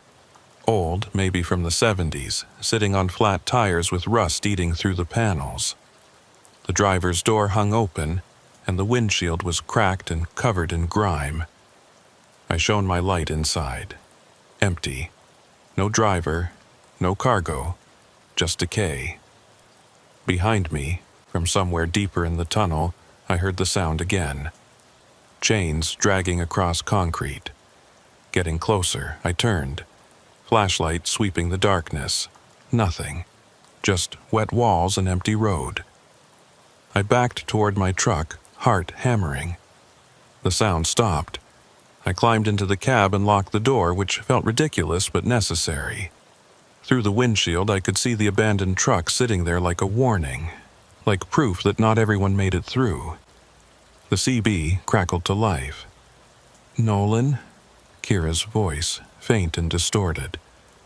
"Nolan, can you hear me?" I grabbed the mic. "Yeah, I'm here. There's an abandoned truck in the tunnel. Looks like it's been here for years." "What?" "Old truck, 70s maybe. Just sitting here in the middle of the road. Did you know about this?" Long pause, then, "No, there shouldn't be anything in there. The tunnel was cleared before they closed it." "Well, there's something here now. Can you get around it?" I looked at the abandoned truck, measuring the space between it and the walls. Maybe, if I was careful and lucky. I can try. Be careful. And Nolan, if anything feels wrong, back out. Don't take risks. Copy that. I ended the transmission and put the truck in gear. Slowly, carefully, I eased forward, angling to pass the abandoned truck on the left. My mirror cleared it by inches, and I held my breath as the trailer followed. A scraping sound made me wince, metal on metal. But then I was past, and the road ahead was clear.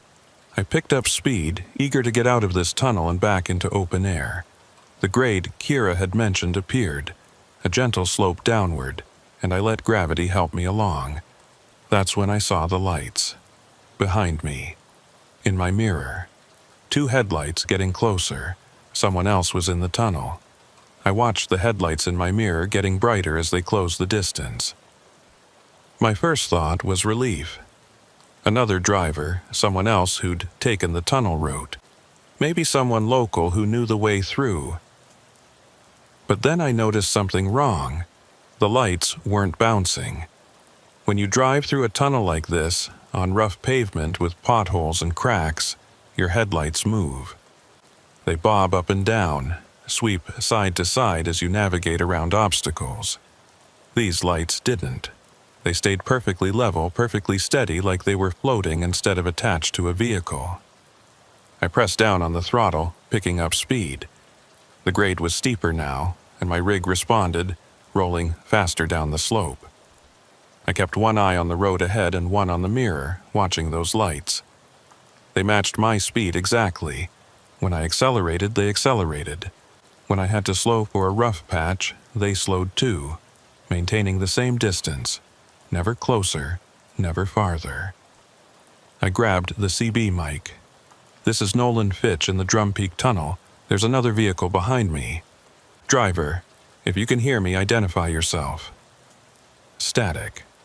"Vehicle behind me, flash your lights if you can hear this transmission." The lights in my mirror didn't change. Just that steady, unwavering glow. I tried Kira's channel. "Kira, you still monitoring?" Her voice came through, clearer now. "I'm here. What's your status?" "There's someone behind me in the tunnel. They're not responding to CB." "Behind you? That's not possible. You're the only vehicle I cleared through tonight." "Well, someone's here. I can see their headlights." Pause. I could hear the uncertainty in her voice when she spoke again.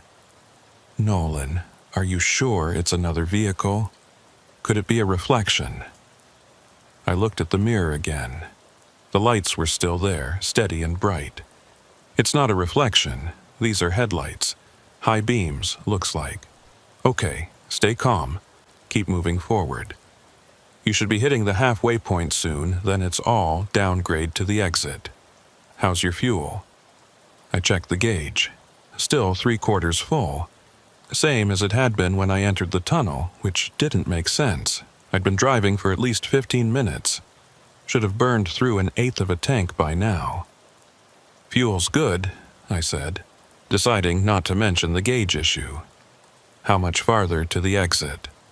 "Should be about 2 miles. You'll see a green emergency light on the ceiling when you're close. That's your signal that you're near the end." "Copy that." I clipped the mic back and focused on driving. The tunnel walls seemed to press closer now, the ceiling lower. Probably just my imagination, but it made my shoulders tense. I'd never been claustrophobic, but there was something about being this far underground, in the dark, with those lights following behind that made my chest feel tight. The sound started again, that metallic dragging, like chains being pulled across concrete. But this time it was louder, and it seemed to be coming from all around me. From the walls, from the ceiling, from the road itself. I slowed down, listening. The sound continued, rhythmic and deliberate. Not random, not natural. Like someone or something was dragging a heavy chain back and forth, back and forth. In the mirror, the headlights behind me slowed to match my speed. "Kira," I said into the CB, "I'm hearing something in here. Metallic sound, like chains." "Chains? Nolan, there's nothing in that tunnel. It's been sealed and empty for 5 years." "I'm telling you, I can hear it." "Could be your own chains, the ones on your tires. Sound echoes weird in tunnels." I listened carefully. My tire chains had a specific rhythm, a clinking that matched my speed. This was different, heavier, slower. And it didn't change when I changed speed. "It's not my chains," I said. Static. Then, "Nolan, I need you to stay focused. Keep your eyes on the road and keep moving. Don't stop for anything. You're almost through." "The vehicle behind me. There is no vehicle behind you. I'm looking at the tunnel monitoring system right now. You're the only heat signature in there." I stared at the mirror. The lights were still there, bright and steady, impossible to miss. "Kira, I'm looking right at it. 2 headlights maybe 50 feet back." Long silence. When she spoke again, her voice was quieter. "Nolan, listen to me carefully. That tunnel has a history. Some drivers report seeing things that aren't there. Lights, shadows, sounds. It's disorienting. The lack of external reference points, the darkness, the echo. Your mind can play tricks. This isn't a trick. I know what I'm seeing. I believe that you're seeing something. But trust me when I tell you there's nothing behind you. The monitoring system doesn't lie. You're alone in there." I wanted to argue, but what was the point? Either she was wrong, or I was losing my mind. Neither option was comforting. I pressed down on the throttle, pushing my speed up to 40. The tunnel road was rough enough that anything faster felt dangerous, but I needed to get out of here. Needed to see daylight or streetlights or anything that wasn't this endless concrete darkness. The lights behind me matched my speed again. Still 50 feet back, still perfectly level. Then they started to get closer. Not quickly, just a slow, steady approach. 45 feet, 40, 35. I watched the distance shrink in my mirror, my hands tightening on the wheel. "They're getting closer," I said into the CB. "Nolan, there's nothing there. Focus on the road ahead. You should see the green light soon." 30 feet, 25. I could almost make out the shape of the vehicle now, or what I thought was a vehicle. The lights were too bright, washing out any details, but there was a mass behind them, dark and indistinct. 20 feet. The metallic sound grew louder, more insistent, like dozens of chains being dragged at once, all moving in rhythm. The whole tunnel seemed to vibrate with it. 15 feet. I slammed the throttle down, pushing the rig to 50. The tunnel road blurred beneath me, potholes jarring the cab so hard my teeth rattled. But the lights kept coming. 10 feet, then they stopped. Just froze at that distance, no longer closing but not falling back either. Like they'd hit some invisible boundary and couldn't cross it. I kept my speed high, heart hammering, eyes flicking between the road and the mirror. The lights held their position, and slowly, very slowly, they started to fade. Not disappearing, just dimming, like someone was turning down the brightness. The sound faded with them. The chains grew quieter, more distant, until they were just a faint echo in the background. I saw the green light ahead, a small emergency fixture mounted on the ceiling, glowing softly in the darkness. Kira had said that was the signal. The exit was close. Relief flooded through me. I eased off the throttle slightly, bringing my speed back to a safer 40, and focused on the growing patch of lesser darkness ahead. The tunnel exit. Had to be. The CB crackled. "Nolan, you should be seeing the exit marker. You okay?" "Yeah," I said, my voice rough. "I see it, almost there." "Good. When you exit, there's a pullout about a quarter-mile down the road. Stop there and check your rig. Make sure everything's secure before you continue." "Will do." The exit appeared, a rectangle of slightly lighter darkness framed by the tunnel walls. I rolled toward it, every instinct screaming at me to floor it, to blast out into open air, but I kept my speed steady, controlled. I crossed the threshold, and the tunnel released me. Cold air hit my face through the window crack, fresh and clean and beautiful. I could see trees, snow, the actual sky, even though it was still dark and stormy. Real things, normal things. I pulled into the designated pullout and killed the engine, hands shaking as I released the wheel. For a long moment I just sat there, breathing hard, trying to process what had just happened. The tunnel entrance was behind me now, a dark mouth in the mountainside. I could see my tire tracks leading out of it, the only marks in the fresh snow. No other tracks. I grabbed my flashlight and climbed down from the cab, needing to move, to do something physical. The night air was freezing, maybe 20 below, but it felt good after the stale atmosphere of the tunnel. I walked around the rig, checking straps and tires, making sure nothing had come loose. Everything looked fine, better than fine. The load hadn't shifted at all, and the tires showed normal wear, like I'd just been on a regular highway instead of that rough tunnel road.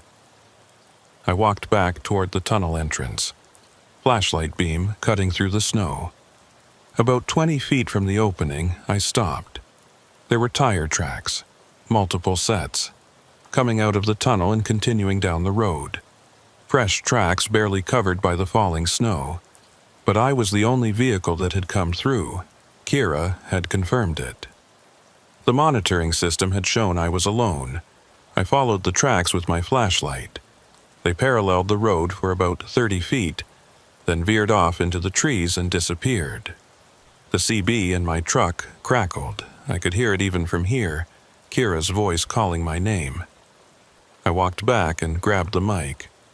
"I'm here." "You've been quiet. Everything okay?" "Yeah, just checking the rig." I hesitated. "Kira, when was the last time someone used this tunnel?" "Before tonight?" "About 3 weeks ago. A trucker named Grady McCall. Why?" "Did he report anything unusual?" Long pause. "He mentioned some strange sounds, and he thought he saw headlights behind him, but when he exited, there was no one there." "Why? Did something happen?" I looked back at the tunnel entrance. Dark and quiet now. Peaceful, almost. Like it was just a normal tunnel and not whatever I'd just experienced. "No," I said. "Nothing happened. Just echoes, like you said." "Good. Glad you made it through. You should hit Watson Lake in about 2 hours, if you keep your current pace. Thanks for the help. Stay safe out there." I clipped the mic and stood there for another moment staring at the tunnel. Then I climbed back in the cab, fired up the engine, and pulled back onto the road. The highway was empty. Snow fell steadily, and the wind pushed at my trailer, but it all felt normal. Real. I tried to settle into the rhythm of driving, to forget about the lights and the sounds, and those impossible tire tracks. About 10 miles down the road, my CB crackled again. Not Kira this time. A different voice. Male, rough, tired. "This is Grady McCall to any truck within range. If anyone can hear me, I need help. I'm stuck in the Drum Peak Tunnel and I can't find the exit. I've been driving for hours, and I keep ending up back at the same point. If anyone can hear me, please respond." My blood went cold. I grabbed the mic. "Grady, this is Nolan Fitch. I just came through that tunnel. The exit is about 2 miles in. You should see a green emergency light." Static. Then, "I've passed that light 6 times. Every time I drive through the exit, I end up back at the entrance. I'm trapped in here. That's not possible. I know what I'm seeing. I've been in this tunnel for 3 weeks. My fuel gauge hasn't moved. My watch stopped. And there's something else in here with me. Something that follows me every time I try to leave." I didn't respond. Couldn't. Because I'd seen those lights. I'd heard those chains. And some part of me, the part that had felt the wrongness of that tunnel, believed every word he was saying. "If you can hear me," Grady continued, voice breaking, "don't go back in there. Don't try to help me. Just keep driving and forget you ever heard this." "Grady, I'm going to contact the patrol. They can send someone. They already tried. Kira sent a rescue team 2 weeks ago. They went into the tunnel and never came out. She didn't tell you that, did she?" I looked at the radio, mind racing. "No, she didn't. Because she's trying to forget, trying to pretend it didn't happen. But I'm still here, and so are they. We're all still here, driving in circles, and the only thing that keeps us company is whatever lives in this mountain." The transmission cut out. I tried to respond, tried to raise him again, but there was only static. I grabbed my phone and dialed Kira's number. She picked up on the second ring. "Nolan, what's wrong?" "I just heard from Grady McCall on the CB. He says he's trapped in the tunnel." Silence. Long and heavy. "Kira? That's not possible," she said finally. "Grady McCall died 3 weeks ago. His truck was found at the bottom of a ravine about 5 miles from the tunnel exit. He must have gone off the road in the storm. I just heard his voice. He was calling for help. Nolan, listen to me. You're tired. You've been driving all night. You went through a stressful situation in that tunnel, and your mind is playing tricks. Grady is dead. What you heard was probably another driver, or interference, or he knew about the rescue team you sent. The silence that followed told me everything I needed to know. There was no rescue team, she said quietly. I don't know where you got that idea, but no one went into that tunnel after Grady. We found his truck in the ravine, we recovered his body, and we closed the investigation. That's the truth. Then, why does the tunnel monitoring system show I was alone when I could clearly see headlights behind me? I don't know. Maybe the system is faulty. Maybe the tunnel has some kind of electromagnetic interference that affects equipment. Or maybe you were hallucinating from stress and fatigue. Pick whichever explanation makes you comfortable, but the facts are the facts. Grady is dead, there was no rescue team, and you made it through safely. I wanted to argue, wanted to demand answers. But what was the point? Either she was lying or she genuinely didn't know what was happening in that tunnel, and either way, I was out. I'd made it through and I wasn't going back. Okay, I said, thanks for your help tonight. Get some rest when you reach Watson Lake. You've earned it. She hung up. I set the phone down and focused on the road ahead, trying to ignore the cold feeling in my gut. The miles ticked by, 50 down the highway, 60, 70. The snow started to ease and visibility improved. I could see the road stretching ahead, empty and normal. My CB crackled again. Nolan, Grady's voice, clearer this time. Don't look in your mirrors. I froze, hands on the wheel, eyes locked forward. There's something behind you. It followed you out of the tunnel. I can see it from in here. It's attached to your trailer now. That's not funny, I said into the mic. I'm not joking. Whatever lives in that tunnel, it doesn't let people leave. Not really. It follows them, watches them, and eventually it brings them back. Back where? To the tunnel. Where else? That's where it lives. That's where we all end up. I couldn't help it. I looked at my mirror. The road behind me was empty, just snow and darkness and my own tire tracks stretching back toward the tunnel. Nothing else. There's nothing there, I said. Not yet, but there will be. Check your fuel gauge. I looked down. The needle sat at 3/4 full. Exactly where it had been since I entered the tunnel. Hours ago.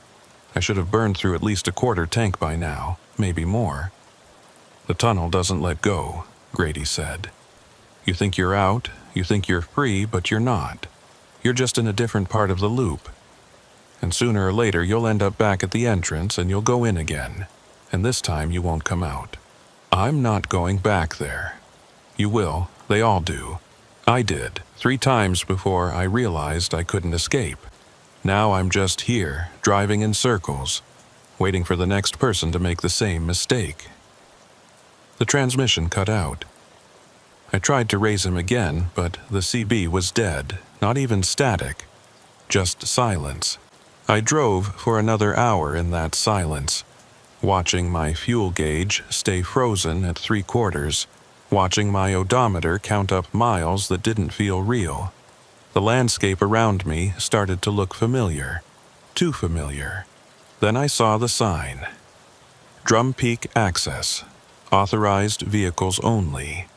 The same sign I'd passed hours ago. The same turnoff. I kept driving, refusing to look at it, refusing to acknowledge it.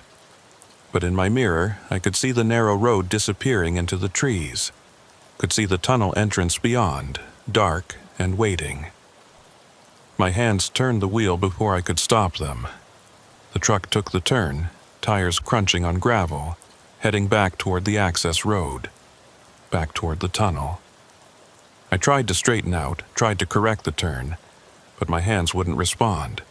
They kept the wheel locked, kept the truck on course like they belonged to someone else. No, I said out loud. No, I'm not doing this. But I was. The truck rolled forward, through the trees, down the winding access road. And ahead, growing larger with each passing second, was the tunnel entrance. The sign read, Tunnel closed, no entry. I rolled right past it, into the darkness, into the concrete mouth that had been waiting for me to return. The headlights appeared in my mirror almost immediately, 50 feet back, steady and unwavering. The CB crackled.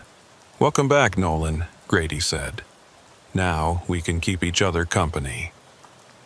The darkness swallowed me whole for the second time. My headlights carved out a narrow tunnel within the tunnel, illuminating wet concrete walls that seemed closer than before. Narrower, like the mountain was slowly closing its throat around me. I tried the brakes. My foot pressed down, felt the pedal sink, but the truck didn't slow. We just kept rolling forward at a steady 30 miles per hour. Engine humming, transmission locked in a gear I hadn't selected. "What's happening?" I said into the CB, not sure if I was talking to Grady or to myself or to whatever was driving my truck. "Why can't I stop?" Grady's voice came through, crackling with static. "Because you're not driving anymore. None of us are. We're just passengers now. That's not possible." "You keep saying that. Hasn't been true yet, has it?" I grabbed the wheel and tried to turn it. Locked solid. Might as well have been welded in place. The truck continued forward, following the center line perfectly, navigating around the potholes I'd struggled with on my first pass. In my mirror, the headlights followed. Still 50 feet back. Still perfectly level. "How long have you been in here?" I asked. "I told you. 3 weeks. Or 3 months. Or 3 hours. Time doesn't work right. I've tried counting, tried keeping a log, but the numbers don't add up.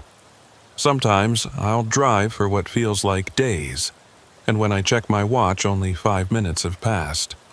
Other times I'll blink and lose hours. There has to be a way out." There was. For you. You found it, you drove through it, you made it to the other side. But then you came back. I didn't choose to come back. The truck turned on its own. That's what they all say. His voice was quiet, resigned. "But you're here now, and here is where you'll stay." I watched the concrete walls slide past, trying to think. There had to be a logical explanation. Carbon monoxide poisoning making me hallucinate. Some kind of magnetic field affecting my equipment and my brain. Hell, maybe I'd crashed hours ago and was dying in a ditch somewhere, dreaming all of this. But the cold metal of the steering wheel under my hands felt real. The rumble of the engine felt real. The fear coiling in my gut felt real. "Tell me about the lights," I said. "The headlights behind me. What are they?" Long pause. "I don't know. I've never seen the vehicle, only the lights. They follow everyone who enters. Maintain the same distance, never getting closer than 50 feet, never falling back. Just watching. Waiting. Waiting for what? For you to understand. Understand what? That you're not leaving." The tunnel stretched ahead, seemingly endless. I should have reached the abandoned truck by now, the one I'd passed on my first trip through. But the road was clear, just wet pavement and rough concrete walls. "Where's the old truck?" I asked. "The one that was blocking the road." "What old truck?" "70s model, rusted out, sitting right in the middle of the tunnel. I had to drive around it." Silence. Then, "Nolan, I've been through every inch of this tunnel. There's no abandoned truck. There's nothing but road and walls and darkness. I saw it. It was there. You saw what the tunnel wanted you to see. It shows people different things. For me, it's a rock slide that I can never quite climb over. For others, it's different obstacles. All of them impossible to pass, until suddenly they're not there anymore." I thought about that. The truck had been solid, real. I'd seen the rust, the flat tires, the open door. But if Grady was right, if the tunnel could make people see things. "What lives here?" I asked. "I don't know if it's alive in the way we understand it. It's more like the tunnel itself is aware. The mountain, the rock. Something old that was here long before they carved this road through it, and something that's going to be here long after we're gone. Mountains aren't alive. This one is. Or something in it is. And it's hungry. The CB crackled with interference, and for a moment I heard something underneath Grady's voice. Other voices. Dozens of them, maybe more, all talking at once in a low murmur I couldn't quite make out. "How many others are in here?" I asked. "I don't know. I've heard at least 20 different voices on the CB. Some of them have been here longer than me. Some of them, I think they've been here since before the tunnel was built. Like they were always here, trapped in the mountain, and the tunnel just gave them a way to reach out." My fuel gauge still read 3/4 full. My odometer was counting up, but the numbers felt meaningless. According to it, I'd driven 12 miles since entering the tunnel the second time. But Kira had said the tunnel was only 4 miles long. The green emergency light appeared ahead, the same one I'd seen before, marking the exit. Hope surged through me. "I see the exit marker." "Yeah," Grady said quietly. "You will. About every 20 minutes. "What?" "Keep driving. You'll see." I rolled toward the light, watching it grow closer. The tunnel walls seemed to widen slightly, and I could see the exit ahead. That rectangle of lesser darkness, promising freedom. The truck rolled through it. And immediately, I was staring at the tunnel entrance again. The sign reading, "Tunnel closed. No entry." The same entrance I'd passed through twice now. "No," I said. "No, that's not possible." "It's a loop," Grady said. "The tunnel connects to itself. Enter and exit are the same place. You'll drive 4 miles and end up right back where you started."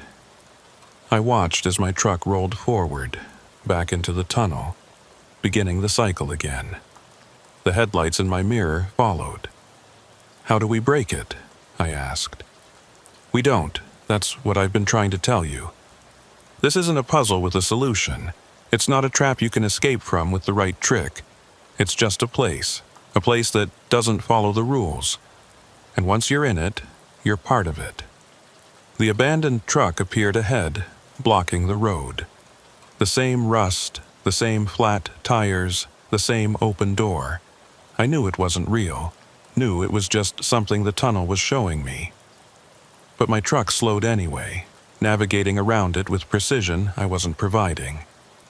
"I'm seeing the abandoned truck again," I said. "Your obstacle. Mine is different. But we're in the same place, just experiencing it differently. Like we're in parallel versions of the same tunnel. That doesn't make sense. Nothing about this makes sense, but here we are." I tried the door handle. Locked. I hadn't locked it, but it was locked now. Tried the window controls. Dead. The CB worked, and I could see my gauges, but everything else was frozen. The truck rolled on, past the abandoned vehicle, deeper into the tunnel. The walls pressed closer, and I realized they actually were closer. The tunnel was narrowing. What had been 12 feet across was now maybe 10. The clearance on either side of my trailer was shrinking. "It's getting narrower," I said. "For you, maybe. For me, it's always the same width, but I've heard others say the same thing. The tunnel adapts to each person, finds what scares them and amplifies it. I'm not scared of tight spaces. Then why is the tunnel getting narrower?" I didn't have an answer for that. The CB crackled, and a new voice broke through. Female, younger than Grady, with an accent I couldn't place. "Is someone else here? Please, if you can hear me, I need help. My name is..." Static swallowed the name, and I've been trapped for 2 days. My truck won't start, and I can't get the doors open. If anyone can hear me, please respond. I grabbed the mic. "I can hear you. This is Nolan Fitch. Where are you?" "I'm in the tunnel, the Drum Peak tunnel. I broke down, and now I can't get out." "Can you see me?" "I have my hazard lights on." I scanned the road ahead. No lights except my own headlights and the ever-present pair in my mirror. I don't see you. What's your location? I'm right here. Her voice rose in panic. Oh God, there's something outside my truck. Something moving in the shadows. Please, you have to help me. Stay calm. I'm coming. Just tell me where you are. The transmission cut out, replaced by static and then silence. Hello? I tried. Can you still hear me? Grady's voice returned. She's gone. They don't last long, the new ones. Either they figure out how to settle into the rhythm, or they panic and disappear. Disappear where? I don't know. Deeper, maybe. There's layers to this place. The tunnel is just the top layer, the part we can see. But there's something underneath. Something that the tunnel connects to. The green emergency light appeared again. I watched it approach. Watched the exit materialize ahead, and this time I tried to fight it. Tried to force the wheel to turn, to break the pattern somehow. Nothing. The truck rolled through the exit and immediately faced the entrance again. Another loop completed. How many times have you done this? I asked Grady. I stopped counting at 300. That was, I don't know how long ago. 300 loops. At 4 miles per loop, that was 1,200 miles. Driven in circles, going nowhere with no way to stop. I looked at my fuel gauge, still 3/4 full. Our trucks don't need fuel in here, Grady said, like he'd read my mind. They don't need oil or coolant or tires that aren't worn down to nothing. They just keep running, forever. What about us? Do we need food, water? I don't know. I haven't felt hungry since the first day. Haven't felt thirsty. Haven't needed to sleep, although sometimes I drift into something like sleep. When I wake up, the truck is still driving, and nothing has changed. The headlights in my mirror flickered. Just once.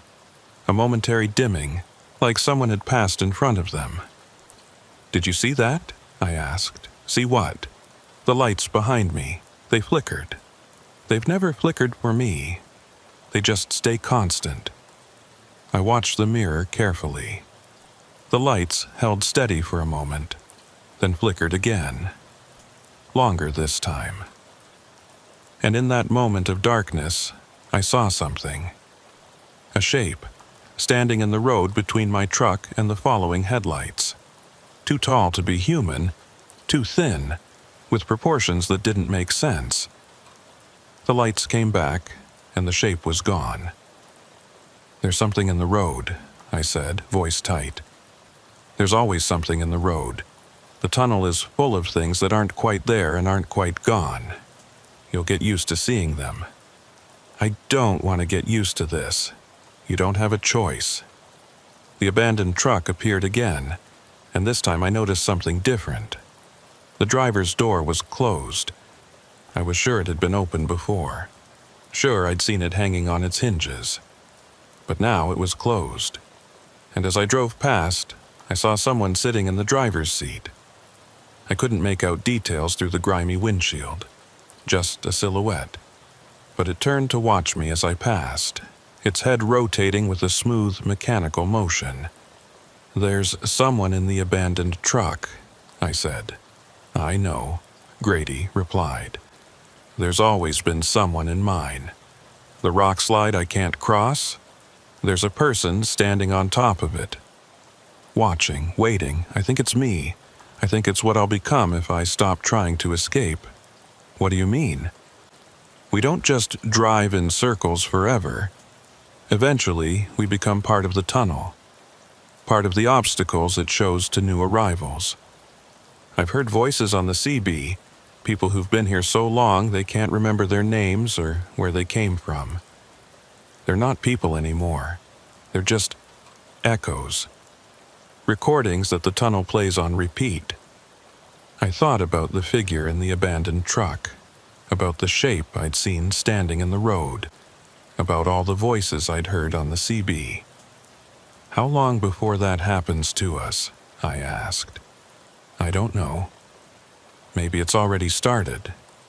Maybe we're already echoes, and we just don't know it yet. The tunnel narrowed again.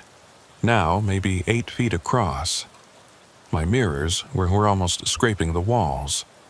The ceiling seemed lower too, pressing down, making the cab feel smaller. It's getting tighter, I said, trying to keep the panic out of my voice. Fight it. Don't let the tunnel know you're afraid. That's when it gets worse. How do I fight something I can't see or understand? You just do. You keep thinking, keep talking, keep reminding yourself that you're real. That's all we have. Our minds. Once we lose those, we lose everything. The green light appeared, promising another exit that would lead straight back to the entrance. I braced myself for the loop, for the disorienting moment when exit became entrance. But this time, something was different. As I approached the exit, I saw lights ahead. Not the dim glow of the outside world, but bright lights. Headlights, coming toward me from the exit. Another truck driving into the tunnel from the other side. "Grady," I said, "there's another vehicle, coming toward me." "That's not possible. Nothing can enter from outside, only from the entrance. I'm telling you, I see headlights. A truck driving toward me." The vehicle grew closer, and I could make out more details. It was a truck, exactly like mine. Same model, same color, same company logo on the door. It was my truck. Driving toward me, with me behind the wheel, I watched myself approach, watched my own face behind the windshield, expression blank and empty. The other me didn't slow down, didn't swerve. Just kept coming straight at me. We were going to collide. I tried the brakes again, tried to turn, but nothing responded. Both trucks maintained their course, rolling toward each other at a steady speed. 50 feet apart. 30, 20, 10. The other truck passed through mine like we were both ghosts. I felt nothing, no impact, no sound. Just a momentary coldness, like I'd driven through a freezer. Then it was behind me, and I was still rolling forward toward the exit. "What just happened?" I asked, voice shaking. Grady was quiet for a long moment, then, "I think you just met another version of yourself. Another Nolan trapped in another loop. The tunnel has layers, remember? Sometimes they overlap. How many versions are there? I don't know. Could be 2, could be 100. Every time you loop, maybe you create a new version. Or maybe all the versions existed from the moment you first entered, and they're all happening at once." I drove through the exit, and instead of seeing the entrance again, I saw something different. The tunnel stretched ahead, but now the walls were lined with trucks. Dozens of them, maybe hundreds, parked along both sides as far as I could see. All of them identical to mine. All of them empty. Or maybe not empty. As I rolled past, I saw movement in some of the cabs. Silhouettes behind windshields, all sitting motionless, all watching me pass. "Do you see this?" I asked. "See what?" "The trucks, hundreds of them, all parked along the walls." "No, I just see the tunnel, same as always." I drove past the endless line of trucks, and with each one I passed, I felt something pulling at me. Like the tunnel was trying to drag me out of my moving vehicle and into one of the parked ones, trying to make me join the others, the ones who'd stopped fighting. "I think the tunnel wants me to stop," I said. "Don't, whatever you do, don't stop moving. As long as you're driving, you're still you, still separate. The moment you stop, you become part of it." The line of trucks stretched on, and I noticed something else. They weren't just parked randomly.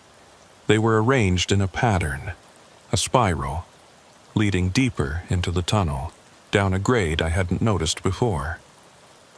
My truck started to follow the spiral. Down and down, the walls getting darker, the air getting colder. The headlights behind me followed, faithful as always. "I'm going down," I said. "There's a spiral road, and I'm descending." "That's the second layer," Grady said, his voice growing fainter. "I've heard about it, but I've never been there. If you go down there, I don't know if you can come back. I don't have a choice. The truck is driving itself. Then hold on. And whatever you see down there, don't believe it. Don't trust it. It's going to show you things, offer you things, but it's all lies." His voice faded, replaced by static. Then the static faded too, leaving only silence. I was alone, driving down a spiral road into the heart of the mountain, with only the ghost lights behind me for company. And ahead, at the bottom of the spiral, something was waiting. Something that had been waiting a very long time. The spiral descended for what felt like hours. My headlights barely touched the walls anymore, like the darkness down here was thicker, more resistant to light. The temperature in the cab dropped steadily. I could see my breath now, little clouds of fog that hung in the air longer than they should. The odometer kept counting. 200 miles since I'd entered the tunnel the second time. Impossible, but the numbers didn't lie. Or maybe they did. Maybe everything down here was a lie, and I was just too deep in it to recognize truth anymore. The parked trucks had disappeared. Now the walls were bare rock, rough and ancient, with veins of something that glittered in my headlights. Not metal, not crystal, something else. Something that seemed to pulse with its own faint light when I looked directly at it. The CB was dead. Not static, not even the hiss of empty channels. Just silence. I was cut off from Grady, from Kira, from whatever voices had been haunting the upper tunnel. Down here, I was truly alone, except for the lights behind me. They were still there, still exactly 50 feet back, still following with that same mechanical precision. The spiral finally leveled out, and I found myself on a straight road carved through solid rock. The ceiling was lower here, maybe 10 feet above my cab. The walls were close enough that I could have reached out and touched them if the windows would open.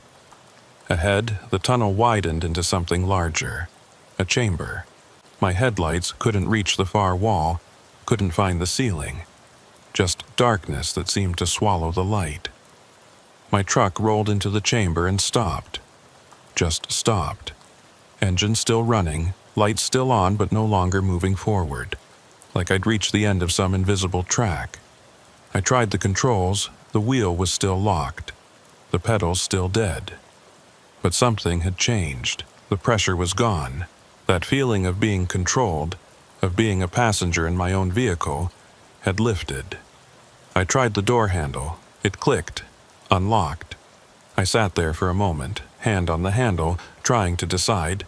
Every instinct screamed at me not to open that door, not to leave the cab.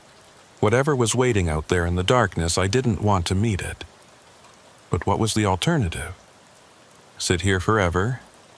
Wait for the tunnel to decide what happened next? I grabbed my flashlight, tested it. The beam was weak, barely penetrating a few feet, but it was something. I opened the door and stepped down. The cold hit me immediately. Deeper than the cold outside. Deeper than anything I'd felt in the tunnel above. This was the cold of deep earth, of places that had never known sunlight. It sank into my bones instantly. My boots hit stone instead of pavement. I swept the flashlight around, trying to get my bearings. The chamber was huge, bigger than any natural cave I'd ever seen. The walls curved away into darkness on all sides. Stalactites hung from somewhere overhead, their tips just barely visible at the edge of my light. Behind me, my truck sat with its engine idling and its headlights pointing into the void. The lights that had followed me were gone. Just empty darkness where they'd been. I walked forward slowly, flashlight beam cutting through the black. My footsteps echoed, each sound bouncing back from multiple directions at once. The chamber had strange acoustics, like it was designed to disorient. Shapes began to emerge from the darkness. Vehicles. More trucks, parked in a rough circle around the chamber's center. I counted 12, then 20, then lost track. All different makes and models, different years. Some looked new. Others were ancient, from decades ago, rusted and corroded. I approached the nearest one, a Kenworth, probably from the 80s based on the style. The driver's door was open, the interior light long dead. I shone my flashlight inside. Empty. The seat was covered in dust, the dashboard cracked and faded. But there was something on the seat. I leaned in closer, a logbook. I picked it up, careful not to let it crumble. The pages were brittle with age. I opened it to the last entry, October 15th, 1987. Took the tunnel route past Drum Peak. Dispatch said it would save time. Should have known better. Been driving in circles for 6 hours now. Fuel gauge won't move, radio's dead. If anyone finds this, tell my wife I'm sorry. The entry ended there. No name, no final note, just silence. I set the logbook back and moved to the next truck. This one was newer, maybe from the late 90s. The door was closed, but not locked. Inside, I found another logbook. March 3rd, 1998. The tunnel has me. I don't know how else to explain it. Every exit leads back to the entrance. Every mile I drive takes me nowhere. I've tried ramming the walls, tried driving backwards, tried everything. Nothing works. I'm going to keep trying. I have to believe there's a way out. The next truck, June 22nd, 2003. The next, November 8th, 2009. The next, February 17th, 2015. Each one had a logbook. Each one had a final entry describing the same thing.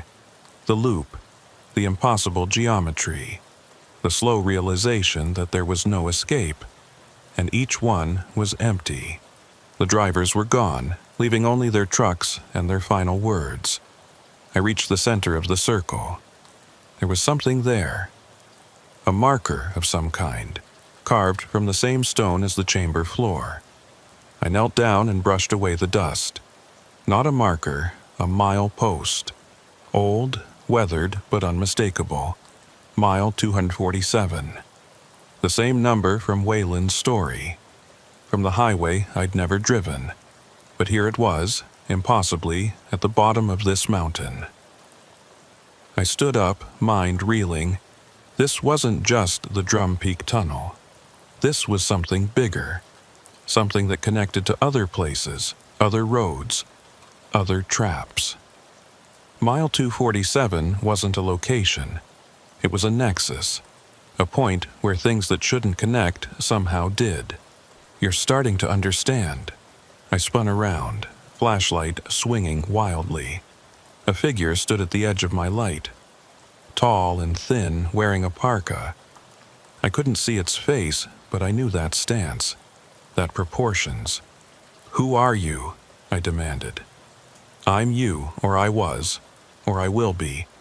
Time doesn't work the same way down here." The figure stepped closer, and I saw its face. My face, but older, worn, with eyes that had seen too much. "That's not possible. You keep saying that. Hasn't been true yet, has it?" It smiled, and I recognized the expression. I'd used it myself countless times. Resignation disguised as humor. "What is this place?" I asked. "The bottom. The place where all the loops eventually lead. Every tunnel, every highway, every trap that catches drivers and won't let them go, they all end here in the heart of the mountain." "How do I get out?"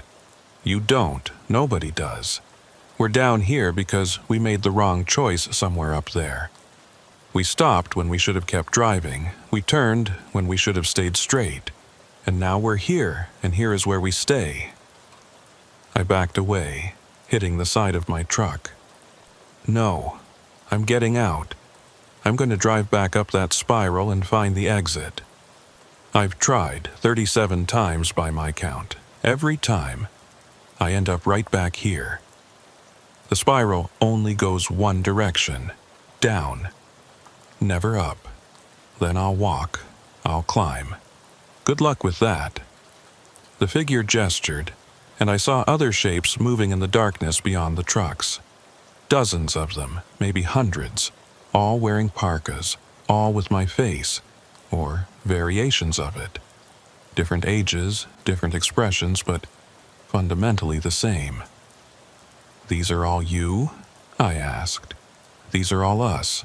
Every version that came before, every choice that led here. We're Legion now, and you're about to join us. I'm not staying here. You already are. You've been here the whole time. The moment you entered the tunnel the first time, you split. One version of you made it out and continued to Watson Lake.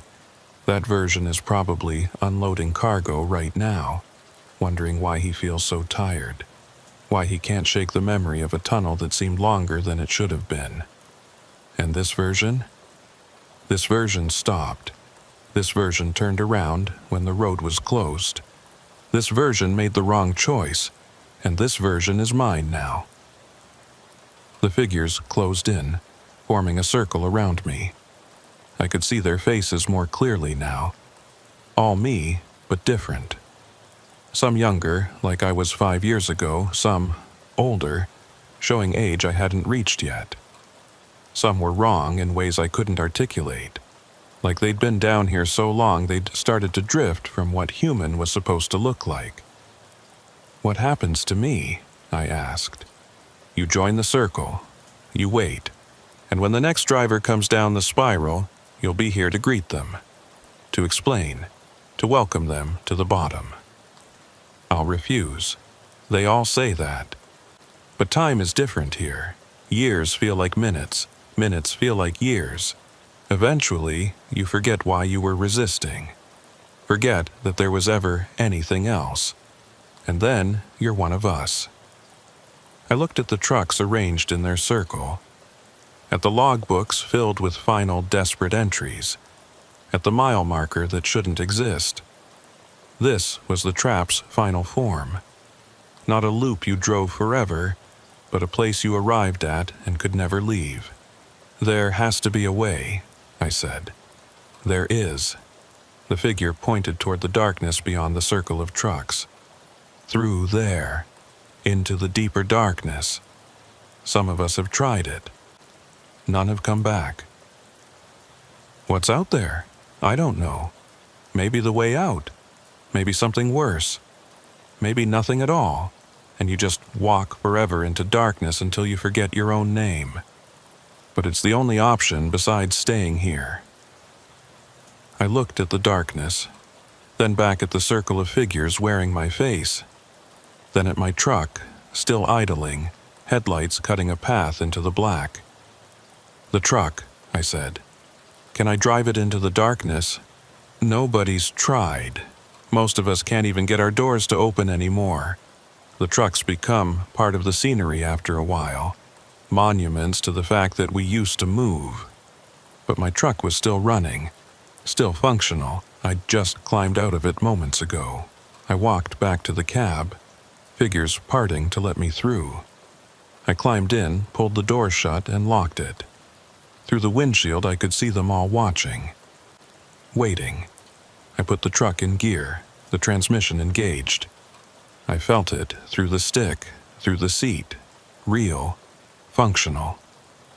I pressed the throttle, and the truck rolled forward, away from the circle, into the darkness beyond. The figures didn't follow. They just stood there, watching me go, a forest of identical faces slowly disappearing in my mirrors. The darkness was absolute. My headlights seemed to dim, to shrink, until they barely illuminated 10 feet ahead. But the truck kept moving, steady and sure, like it knew where it was going even if I didn't. The CB crackled to life. Nolan, can you hear me?" Kira's voice. Clear and immediate, like she was right next to me. I grabbed the mic. "Kira, I'm here. I'm in the tunnel. But I'm in some kind of chamber at the bottom. Nolan, you need to wake up. You've been in an accident." I froze. "What?" "You crashed about 2 miles from the tunnel entrance. Your truck went off the road. We've got paramedics on scene, but you're trapped in the cab. We're trying to cut you out. Can you hear me? You need to stay awake." No, I'm driving. I'm in the tunnel. There is no tunnel anymore. It collapsed in 2019. The road's been closed for years. Nolan, you're hurt and you're confused, but you need to listen to my voice and stay with me.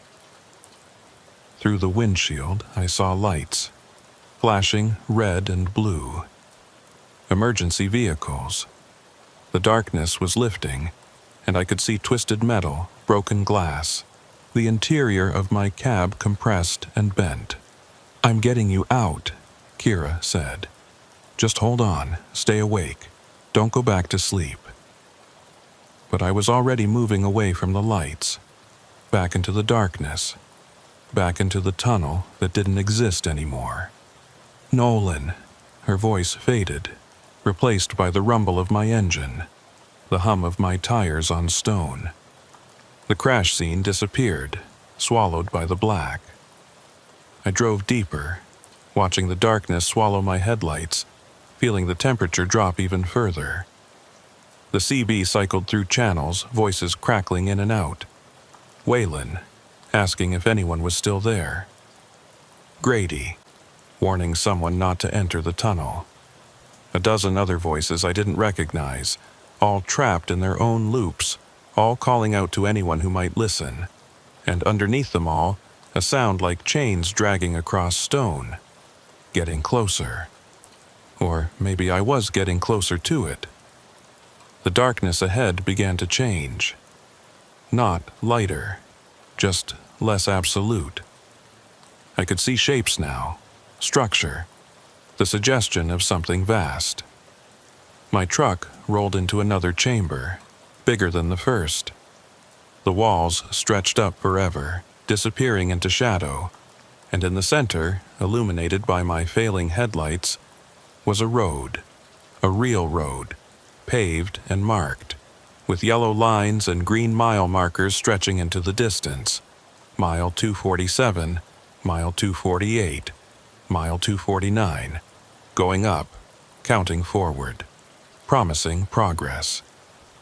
I followed it, truck picking up speed, and for the first time since entering the tunnel, I felt something like hope. This was the way out. Had to be. A road that went somewhere instead of nowhere. The miles ticked past. 250. 60. 70. The chamber walls fell away, replaced by open space. I couldn't see the ceiling anymore. Couldn't see anything except the road ahead and the markers counting up. Mile 280. My fuel gauge finally moved. Dropped from 3/4 to half. Real progress. Real miles. I was leaving the loop behind. The CB crackled. "Nolan, this is Watson Lake Dispatch. We've been trying to reach you for hours. Your delivery is overdue. What's your status?" I grabbed the mic, nearly sobbing with relief. "This is Nolan Fitch. I'm about 20 miles out. Had to take a detour through..." I paused. Through what? How did I explain where I'd been? "Through rough roads. I'll be there soon." "Copy that. We'll let the warehouse know you're coming." Real. Normal. The loop was broken. I'd found the way through. Mile 310. The road began to slope upward. I could feel it in the engine, the way the transmission had to work harder. I was climbing, getting closer to the surface. Mile 315. Light appeared ahead. Real light. Gray and cold and beautiful. The exit. I pressed down on the throttle, truck surging forward and burst out of the tunnel into snow and wind and the most beautiful pre-dawn darkness I'd ever seen. The road stretched ahead, empty and normal. I could see power lines, fence posts, the ordinary landscape of the Yukon Highway. Real, solid, true. I drove for another hour, watching the miles count normally, watching my fuel gauge drop at the expected rate. Everything was working correctly. Everything was normal. Watson Lake appeared on the horizon, lights twinkling in the distance. I'd made it. Against all odds, I'd escaped the tunnel and completed my delivery. I pulled into the warehouse yard, backed up to the loading dock, and killed the engine. Sat there for a moment, hands shaking, trying to process everything that had happened. A worker knocked on my door. I climbed down, legs unsteady, and handed him the paperwork. "Rough trip?" he asked, looking at me with concern. "You could say that. You look like you've been through hell." "Close enough." I did the inspection while they unloaded, checking for damage. Everything was fine. The truck had held up perfectly, despite hours of driving through impossible spaces. The worker came back with my signed paperwork. "All set. You okay to drive back, or do you want a rest?" "I'm fine," I lied. "Long haul back to Whitehorse. I'll grab some sleep at the next stop." I climbed back into the cab and pulled out of the yard. The highway stretched north, familiar and ordinary. The same route I'd driven dozens of times. About 30 miles out, I passed a historical marker I'd never noticed before. I slowed down to read it. Drum Peak Tunnel, 1956, 2019. Closed following structural collapse. Memorial to those lost. Below the text was a list of names. Drivers who'd died in or near the tunnel over the years. I scanned the list. Grady McCall, 2019. Waylon Trask, 2020. And at the bottom, in fresher letters that hadn't weathered like the others, Nolan Fitch, 2025. I stared at my own name for a long moment. Then I looked in my rearview mirror. 2 headlights, 50 feet back, perfectly level, steadily following. I pressed down on the throttle and kept driving north. The lights matched my speed, mile 280, mile 270, mile 260. Counting down now, not up, moving backwards toward a destination I'd already passed.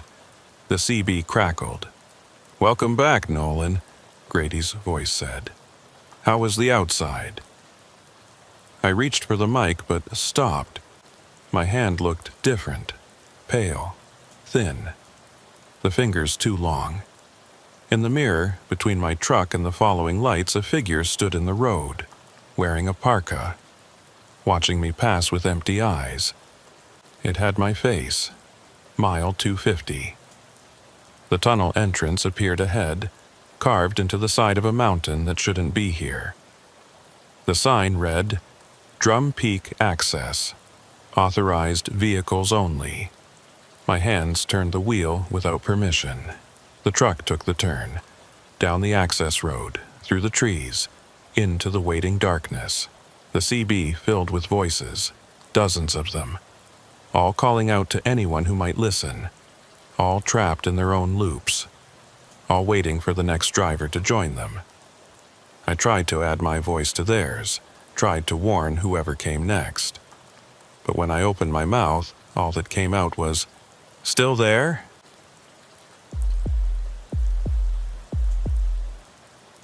My name is Bryce Holloway, and I've been driving the Dalton Highway for 6 years. It's one of the most dangerous roads in North America.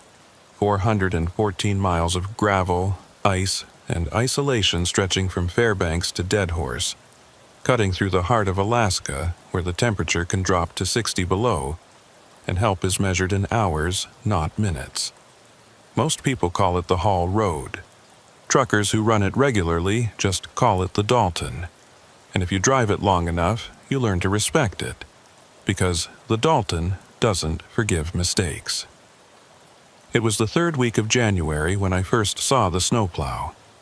I was hauling drilling equipment north to Prudhoe Bay, leaving Fairbanks at 4 in the afternoon with the forecast calling for moderate snow and wind. Nothing unusual. Winter on the Dalton meant snow and wind. That was just how it was. The first 100 miles went smooth. Traffic was light, just a handful of other trucks making the run north and a few empty southbound haulers heading back for their next load. The snow was steady but manageable, and my chains were biting into the ice with that reassuring rhythm that meant good traction. Darkness fell fast this time of year. By 6 p.m., it was full night, and my headlights were the only thing keeping the wilderness at bay. The road ahead was a narrow tunnel of light, with nothing but black forest and frozen tundra pressing in from all sides. That's when I first saw his lights, amber strobes cutting through the snow ahead, rotating in that distinctive pattern that meant road maintenance. A snowplow, blade down, clearing the northbound lane. I could see the cascade of snow being pushed to the side, the big orange truck moving at a steady 20 miles per hour. I slowed down, keeping a safe distance. No point in crowding a plow operator. They're doing a job that keeps the rest of us alive, and the last thing they need is some impatient trucker breathing down their neck. The CB crackled. Northbound truck behind the plow. This is state maintenance. You can pass when you're ready. I'll pull to the right at the next wide spot. Copy that, I responded. Appreciate the clear road. This is Bryce Holloway in the Freightliner.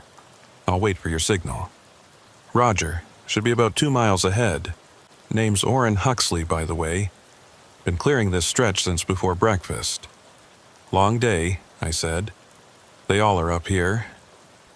We drove in silence for the next few minutes, my truck following his plow through the falling snow. I watched the blade work, pushing the accumulation aside with mechanical precision. Orrin knew what he was doing. The road behind him was as clear as you could hope for in these conditions. The wide spot appeared, and Orrin pulled to the right as promised. I eased past, catching a glimpse of him in the plow cab. Older guy, maybe late 50s, with a beard gone mostly gray and a worn baseball cap.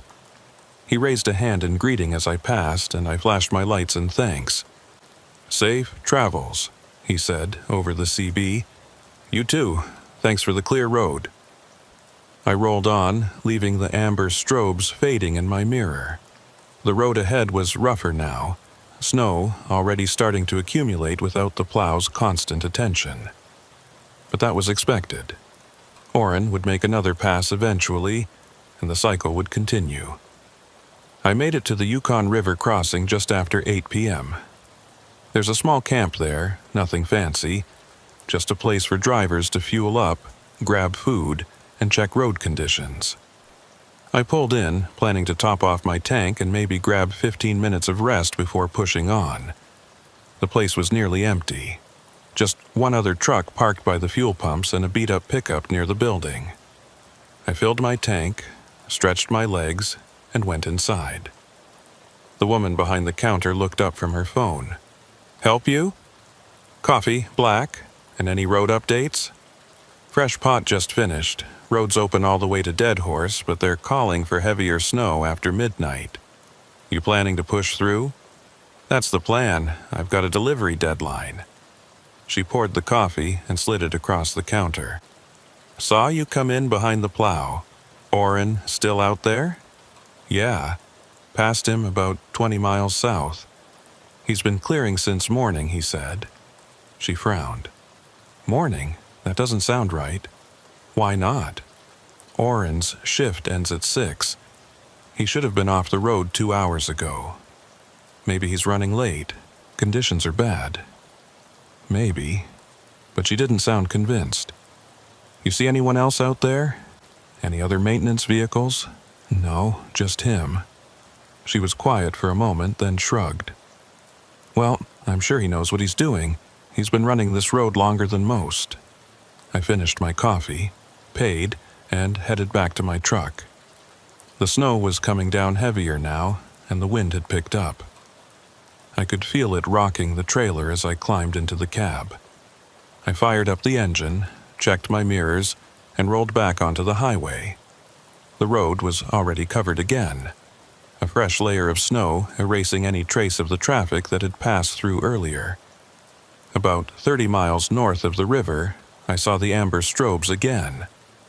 The plow was ahead of me, blade down, clearing the road in steady passes.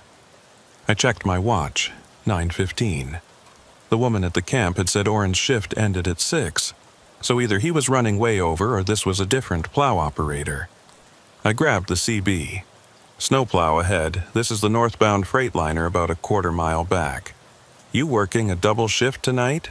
Silence. Then, this is Oren Huxley. Yeah, had to stay out. They're short-staffed and the snow's not letting up.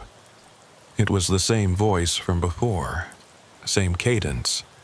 Same slight rasp that spoke of too many years breathing cold air and diesel fumes.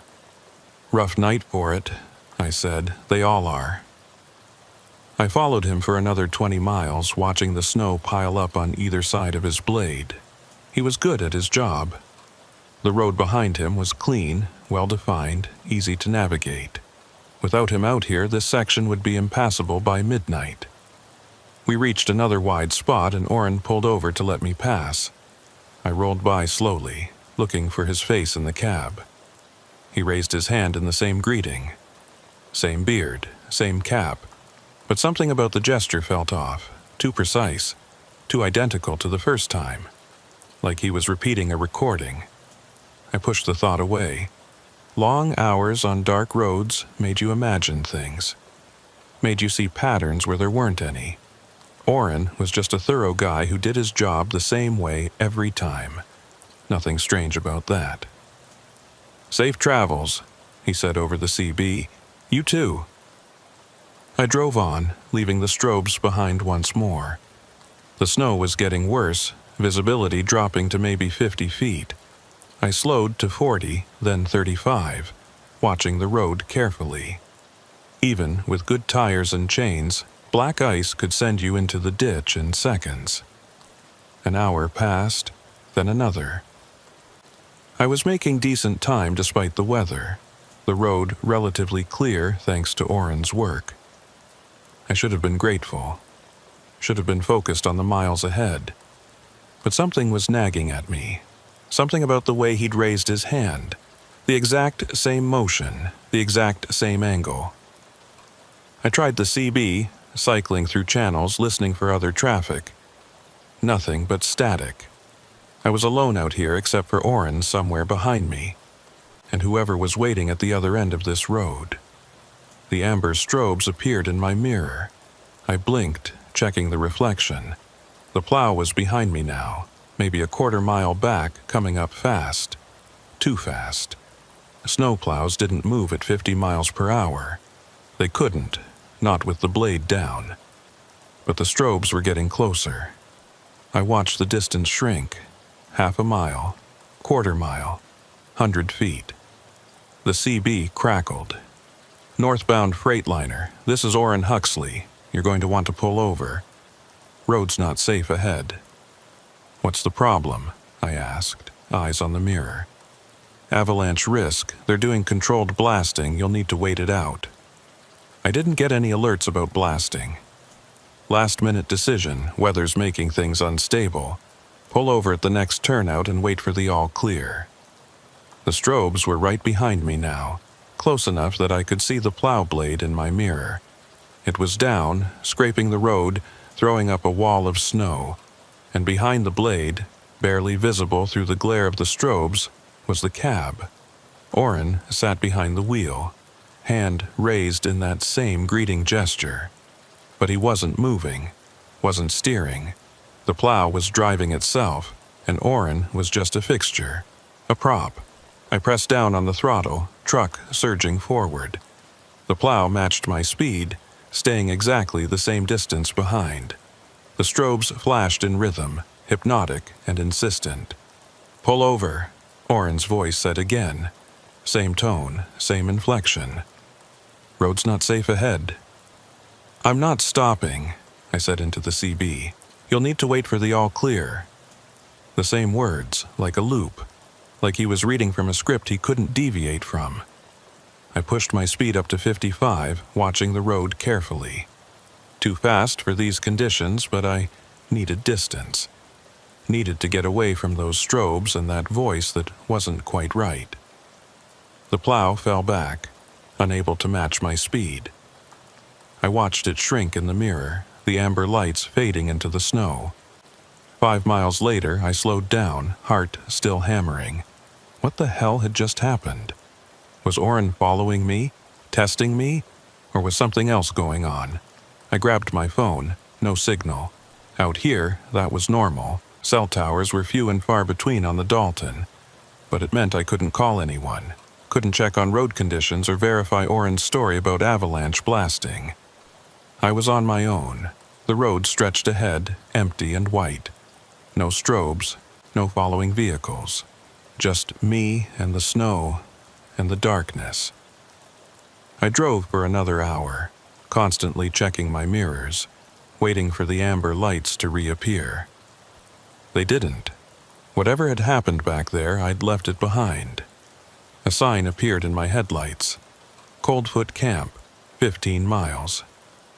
Coldfoot was the last major stop before the final push to Dead Horse. Fuel, food, lodging. A place to rest and regroup. I needed that. Needed to talk to someone, to ground myself in reality. The camp appeared out of the snow, lights blazing like a beacon. I pulled in, found a parking spot, and killed the engine. Sat there for a moment, hands on the wheel, breathing hard. Other trucks were parked in neat rows, drivers sleeping or preparing for their next leg. Everything looked normal. Safe. I climbed down and headed for the main building. A long, low structure with warmth spilling from its windows. Inside, a handful of drivers sat at tables, eating or drinking coffee or staring at their phones. A woman worked behind the counter, maybe 40, with tired eyes and a name tag that read Maeve. She looked up as I approached. "Coffee?" she asked.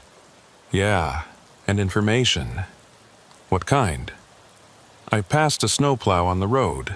Driver named Oren Huxley. He was acting strange, following too close, saying things that didn't make sense. "You know him?" Her expression changed. The professional warmth disappeared, replaced by something harder, something cautious. "Where did you see this plow?" she asked quietly. "About 60 miles south. He cleared the road. I passed him, then he showed up behind me again, driving way too fast."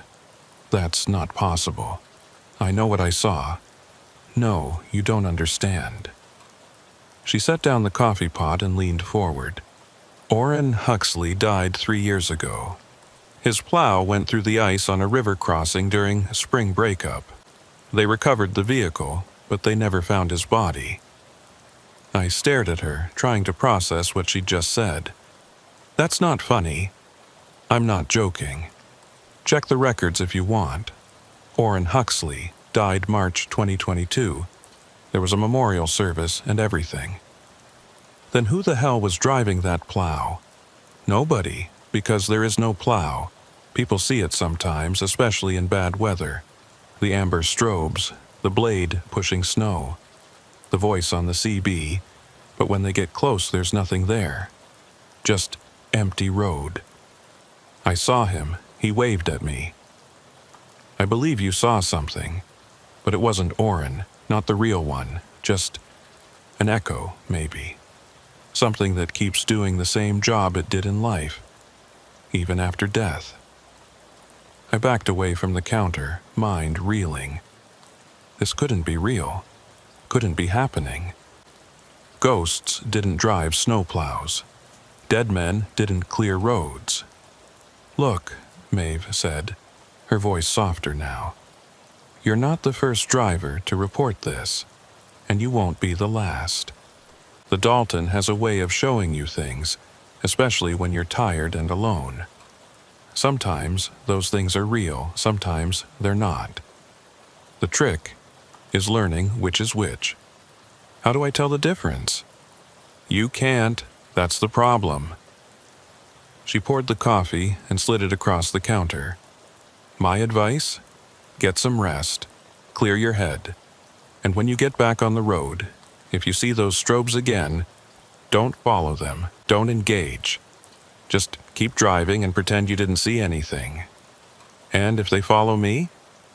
She didn't answer, just looked at me with those tired eyes that had seen too much and believed too little. I took the coffee to a table by the window and sat down, staring out at the snow. My truck sat in the lot, dark and solid and real, a known quantity in a world that was suddenly making no sense. Other drivers came and went. Normal conversation. Normal complaints about weather and dispatchers and late payments. Everything was normal. Except for the amber strobes I could see in the distance, moving along the highway. Coming closer. Always coming closer. I watched the amber strobes through the window, moving slowly along the distant highway.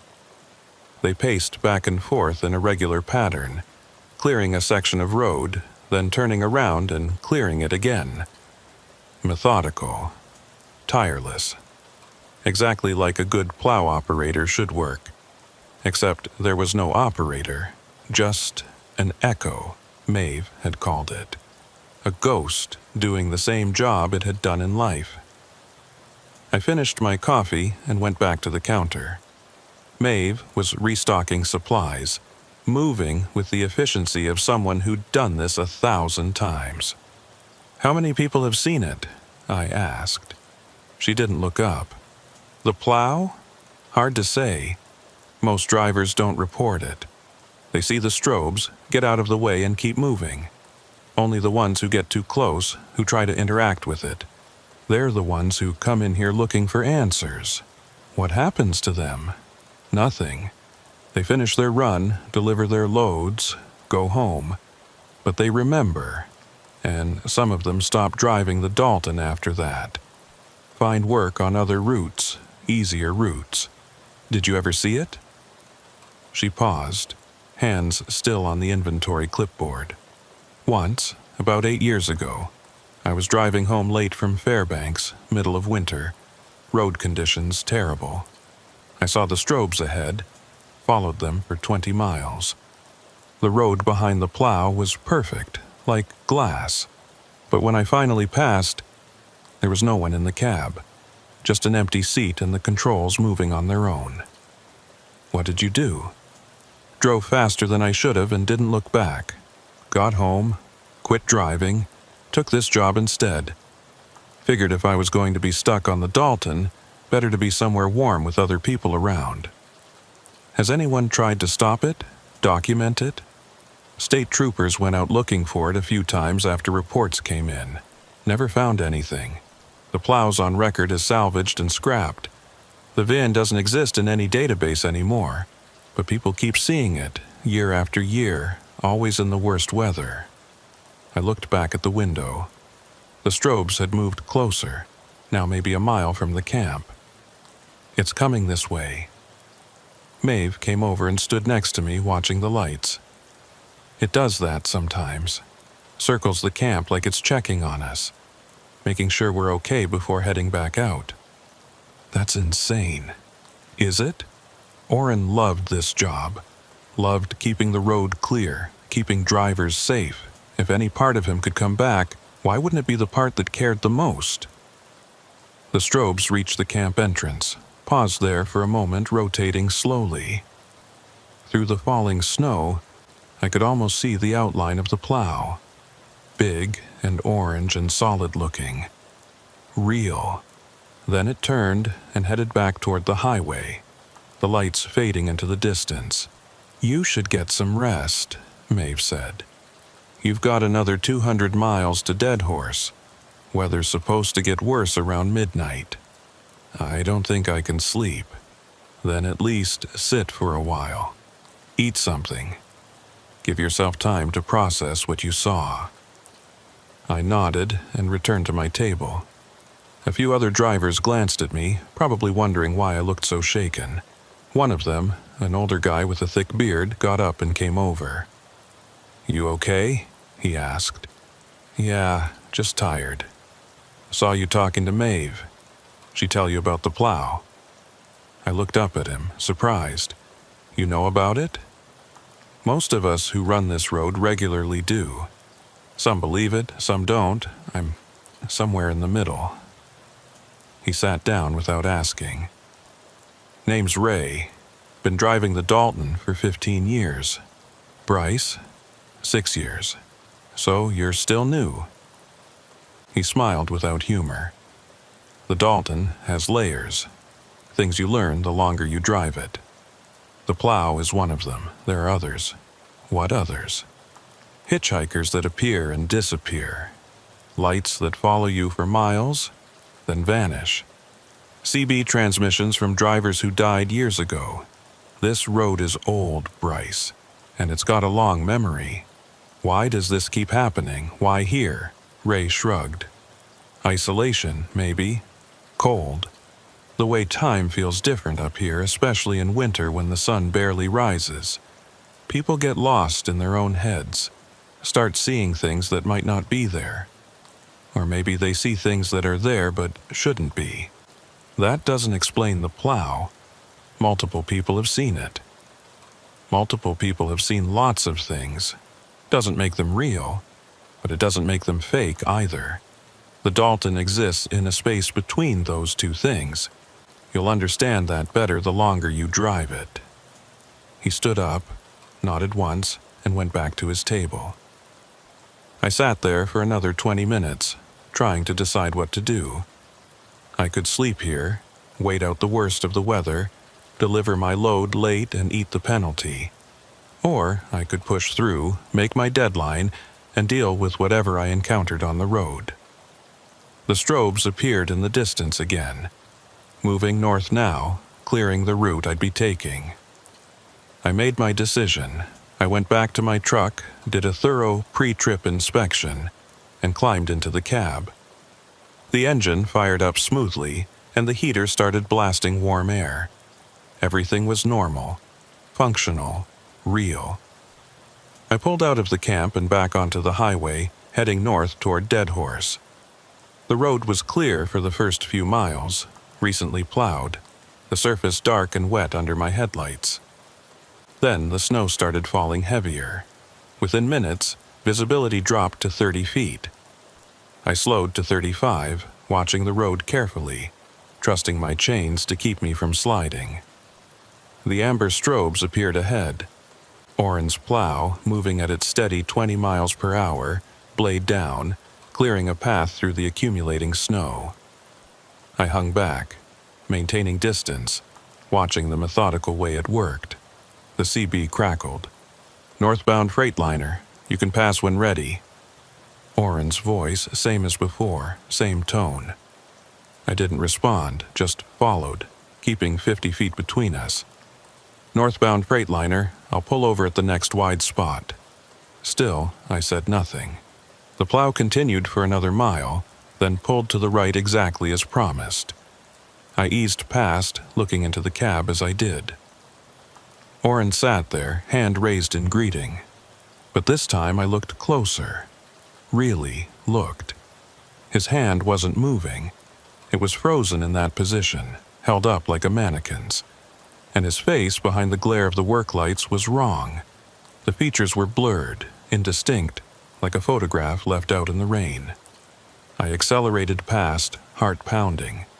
In my mirror, I watched the plow pull back onto the road and continue north, following me. The CB crackled again. "Safe travels." But the voice was different now. Flatter, more mechanical, like someone was playing a recording and the tape had stretched. I grabbed the mic. "Oren, if you can hear me, if there's anything left of you in there, I need you to stop following me." Silence. "Oren? Safe travels," the voice repeated. Exact same inflection. Exact same pause. I tried again. "Oren Huxley, March 2022. River crossing. Do you remember?" The static on the CB changed. Became something else. A sound like wind or breath, or the echo of something trying to speak from very far away. Then, cold, so cold, my blood froze. Oren, water, through the ice, couldn't get out, so cold. You died 3 years ago. Did I? The voice was lost, confused. I'm still working, still clearing the road. That's my job. That's what I do. You don't have to anymore. You can rest. Rest? The word sounded foreign, like he'd forgotten what it meant. No.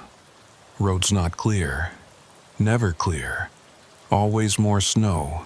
Always more work. The strobes behind me flashed faster, more urgent. The plow was accelerating, closing the distance. Oren, you need to stop. You're scaring people. Scaring? The voice grew sharper. I'm helping. Keeping the road safe. Keeping drivers alive. That's what I do. That's what I've always done. But you're dead. The CB went silent. The strobes stopped flashing, and for a moment everything was still. Just the sound of my engine and the hiss of tires on wet pavement. Then the voice came back, different now. Angry. You think I don't know that? You think I don't feel the water filling my lungs every night?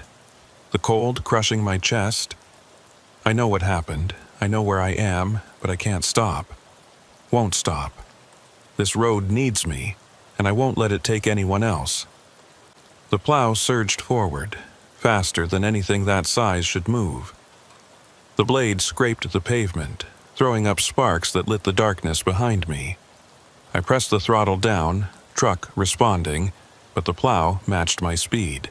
60, 70, the whole rig shook, trailer swaying dangerously on the icy road. Slow down, I shouted into the mic. You're going to kill us both. Already dead, Oren's voice said, calm now, almost peaceful. Can't die twice. The plow pulled alongside me, impossible as that should be. Through the window, I could see Oren behind the wheel. His face was clearer now, and I wished it wasn't. I could see the water damage, the bloating, the way his eyes had gone milky white. He turned to look at me and his mouth moved, forming words I couldn't hear over the roar of the engines. Then he pointed ahead. I looked forward and saw what he was warning me about. Black ice, covering the entire road, gleaming like oil in my headlights. At this speed I'd lose control, jackknife, maybe roll the whole rig. I hit the brakes, felt the anti-lock system pulse, but the trailer was already sliding. I could feel it going, the weight shifting wrong, the whole load wanting to swap ends with the cab. The plow moved in front of me, blade angling across my path. It happened so fast I didn't have time to react. My bumper hit the blade, and instead of crushing through, it somehow arrested my forward momentum without sending me into a spin. We slid together, locked together, the plow acting as an anchor. 60 became 50, 40, 30, 20. We came to a stop in the middle of the road, my truck at an angle. The plow blade still pressed against my bumper. I sat there, breathing hard, hands locked on the wheel. Through the windshield I could see Oren in his cab. He was looking at me, and this time his expression was clear. Sad. Tired, human. The CB crackled. Pay attention out here. Road doesn't forgive. Thank you, I managed. Just doing my job. The plow backed away, blade lifting, and rolled past me, heading north. The amber strobes flashed once, twice, then faded into the snow. I sat there for a long moment, letting my heart rate return to normal. Then I put the truck in gear and continued north, driving slowly, watching for ice. The rest of the night passed without incident. No amber strobes, no CB transmissions, just snow and darkness and the slow accumulation of miles. I reached Dead Horse just after 6 a.m., delivered my load, and found a place to sleep. But sleep didn't come easy. I kept seeing Orrin's face, the way he'd looked at me in that final moment. Not threatening, not angry, just tired. So incredibly tired. The next day I took the long way back to Fairbanks. Different route, better roads. It added 6 hours to my trip, but I didn't care.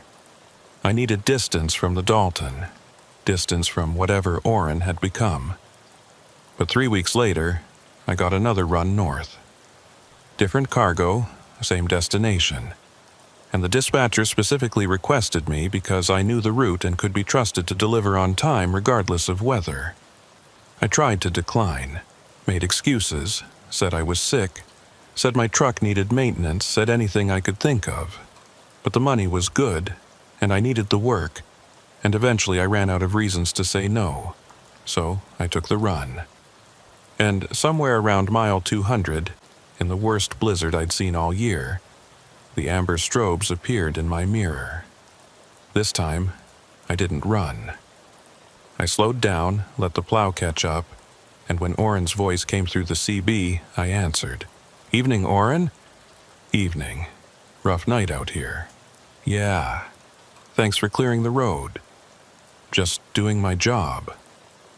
We drove in silence for a while, the plow behind me, the strobes casting amber light across the snow.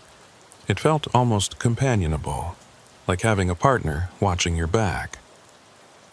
"Orrin," I said eventually, "that night you went through the ice. Were you scared?" Long pause. Terrified, but I kept thinking about the drivers who'd be coming through, who'd need the road clear, who'd need someone looking out for them. Even when the water was filling the cab, that's what I thought about. "Is that why you're still here?" "I think so. I think part of me couldn't let go. Couldn't accept that someone else would take over, that the road would go on without me. So here I am, still working, still clearing. Do you want to stop?" Another pause, longer this time. "I don't know if I can. This is who I am now. This is what I do. Taking that away, I don't know what would be left. You'd be at rest, maybe. Or maybe I'd be nothing at all. At least this way, I'm useful. I'm still protecting people." I didn't have an answer for that. How do you convince someone to give up the only purpose they have left, even if that purpose is killing them? Even if they're already dead? "Well," I said finally, "I appreciate the company and the clear road. That's what I'm here for." The strobes stayed with me for another 50 miles, then gradually fell back and disappeared. I continued north alone, but somehow I didn't feel alone. Orrin was out there somewhere, still working, still clearing, still doing the only job he'd ever truly loved. And maybe that wasn't such a bad way to exist, even if you were already dead. I ran the Dalton 12 more times over the next 4 months. Every trip, I saw the strobes, sometimes ahead of me, clearing the road, sometimes behind, following at that respectful distance. And every time, Orrin's voice would come through the CB with the same greeting. "Evening, rough night out here. Yeah, thanks for clearing the road. Just doing my job." It became routine, comfortable even. Other drivers reported seeing the plow too, but they didn't talk to it like I did. They passed it quickly and tried to forget. But I'd started to understand what Maeve had meant about the Dalton having layers. And Orrin was part of that layer now, as much as the ice and the wind and the endless darkness. It was mid-May when things changed. Spring breakup was starting, that dangerous time when the ice on rivers gets thin and the snow melts into treacherous mud. The Dalton becomes a different kind of dangerous during breakup, less predictable, more volatile. I was running a load of supplies north when I got the call from dispatch. A truck had gone off the road near the same river crossing where Orrin had died 3 years earlier. Driver was alive, but trapped, vehicle halfway into the water. State Patrol was responding, but they were hours away. "You're the closest truck," dispatch said. "They need someone who knows the road. Can you respond?" I was about 40 miles south of the crossing. "Copy, I'm on my way." I pushed my speed up, probably faster than I should have, but someone's life was on the line. The CB was mostly quiet, just occasional chatter from other trucks further south. I tried calling ahead, seeing if anyone was closer, but got no response. 20 miles from the crossing, the amber strobes appeared. Not behind me this time. Ahead, coming toward me from the north, the plow was moving fast, faster than I'd ever seen it move. Blade up, strobes flashing urgently. Oren's voice crackled through. "Bryce, don't go to the crossing. There's a driver in the water. I have to help." "You can't. Ice is too thin. You'll go through same as I did." "I'll be careful." That's what I said. His voice was strained, urgent in a way I'd never heard before. "Please, turn around. Let the patrol handle it." They're hours away. He could be dead by then. The plow stopped in the middle of the road, blocking my path. Through the windshield, I could see Oren's form behind the wheel, more solid than usual, almost real. "Bryce, I'm begging you. I know what that water feels like. Know what it's like to drown in the dark with nobody coming. I won't let you go through that." I stopped my truck about 20 feet from the plow. "Then come with me. Help me get him out." Silence, long and heavy.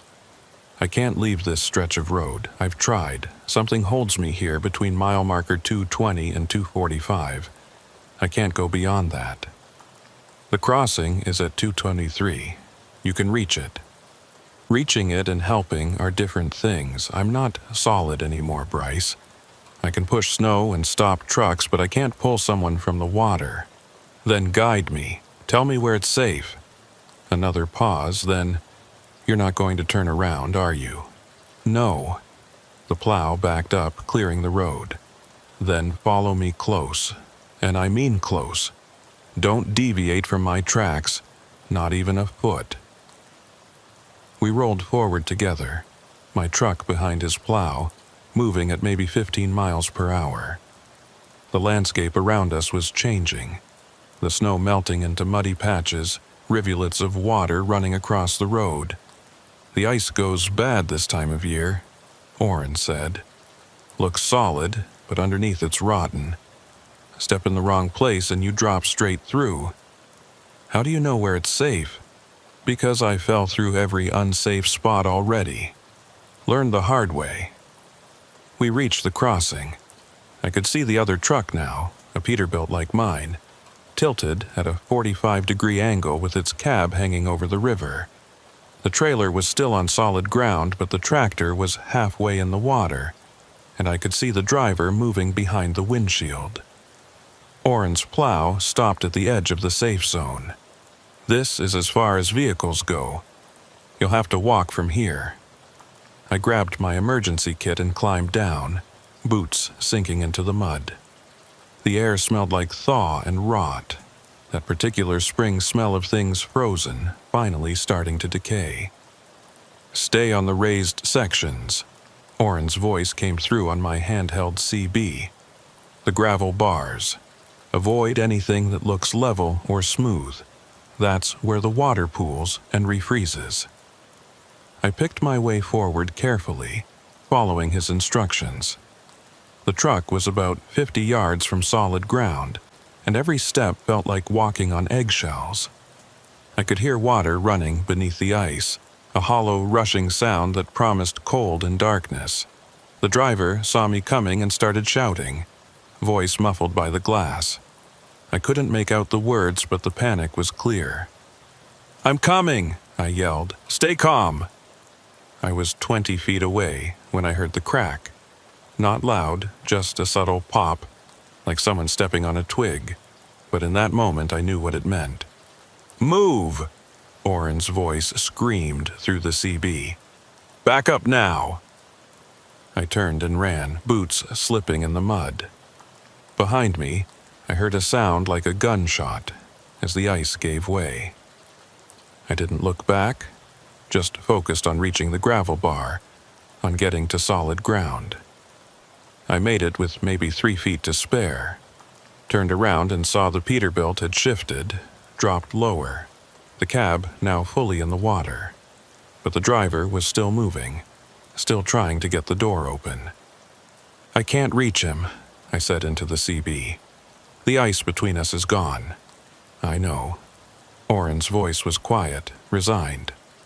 "But I can." "You said you couldn't help. Said you weren't solid." "I'm solid enough for what needs doing, always have been. Just been too afraid to find out what happens after." I watched as the amber strobes on Oren's plow began to move, but not the plow itself. Just the lights, detaching somehow, floating forward across the broken ice toward the sinking truck. The lights resolved into a shape. A man, tall and broad-shouldered, wearing a heavy parka and work boots. Oren, looking more real than I'd ever seen him, walking across ice that shouldn't hold anything.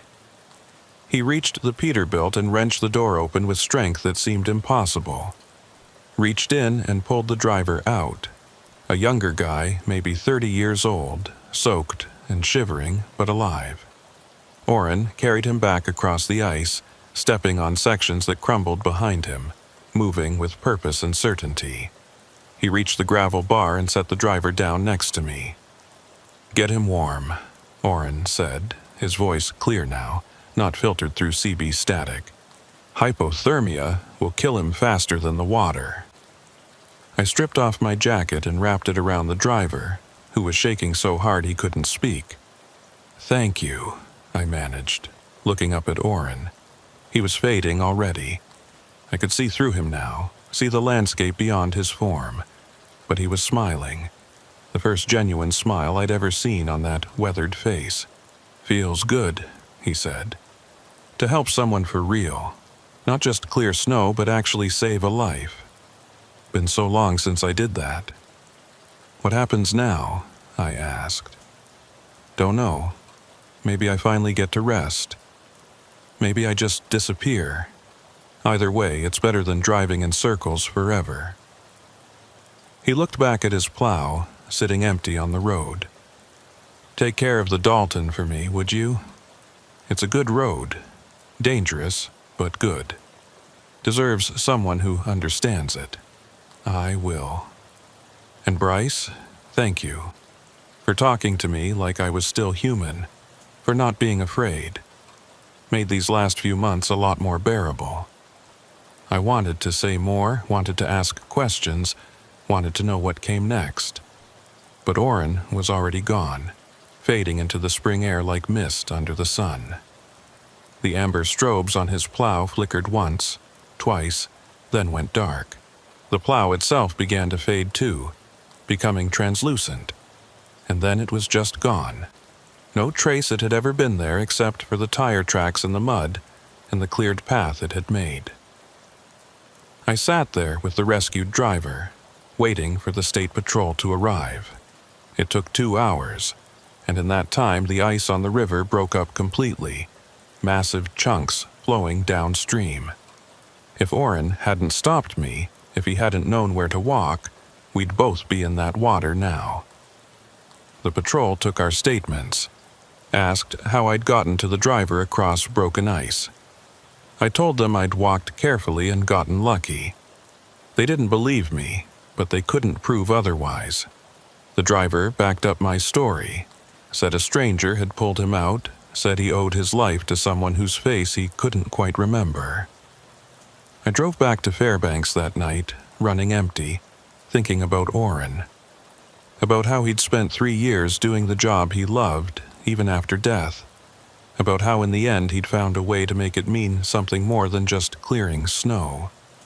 The Dalton felt different without him. Emptier. I listened to the CB, hoping to hear his voice one more time, but there was only the usual chatter. Other drivers. Other trucks. Normal life. I passed the spot where he'd made his last stand, where the plow had sat before it vanished.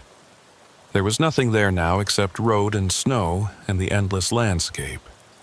But sometimes, on the worst nights, when the weather turns and visibility drops to nothing, I think I see amber strobes in the distance, just for a moment, just long enough to remind me that someone's still watching, still clearing the road, still doing his job. I've been driving the Dalton for 7 years now, longer than most, and I plan to keep driving it for years to come. Because someone needs to understand this road. Someone needs to know its layers and its secrets and the things that live between the miles. Orrin taught me that, and I won't forget. Last week, I passed a truck stopped on the shoulder with its hazards flashing. Driver was outside, looking at a flat tire, looking helpless in the blowing snow. I pulled over to help, even though I was running late, even though it would cost me time I didn't have. Because that's what you do on the Dalton. You help. You watch out for other drivers. You remember that out here we're all we have. As I was changing his tire, working in the cold and the wind, my CB crackled. Just static. But underneath it, faint and far away, I could have sworn I heard a voice. Just doing my job. I looked up at the empty road, at the snow swirling in my headlights, and smiled. Yeah, I said quietly. Me too. The amber strobes appeared in my mirror as I pulled back onto the highway. Faint, distant, already fading. But they were there, always there, watching over the road that never sleeps.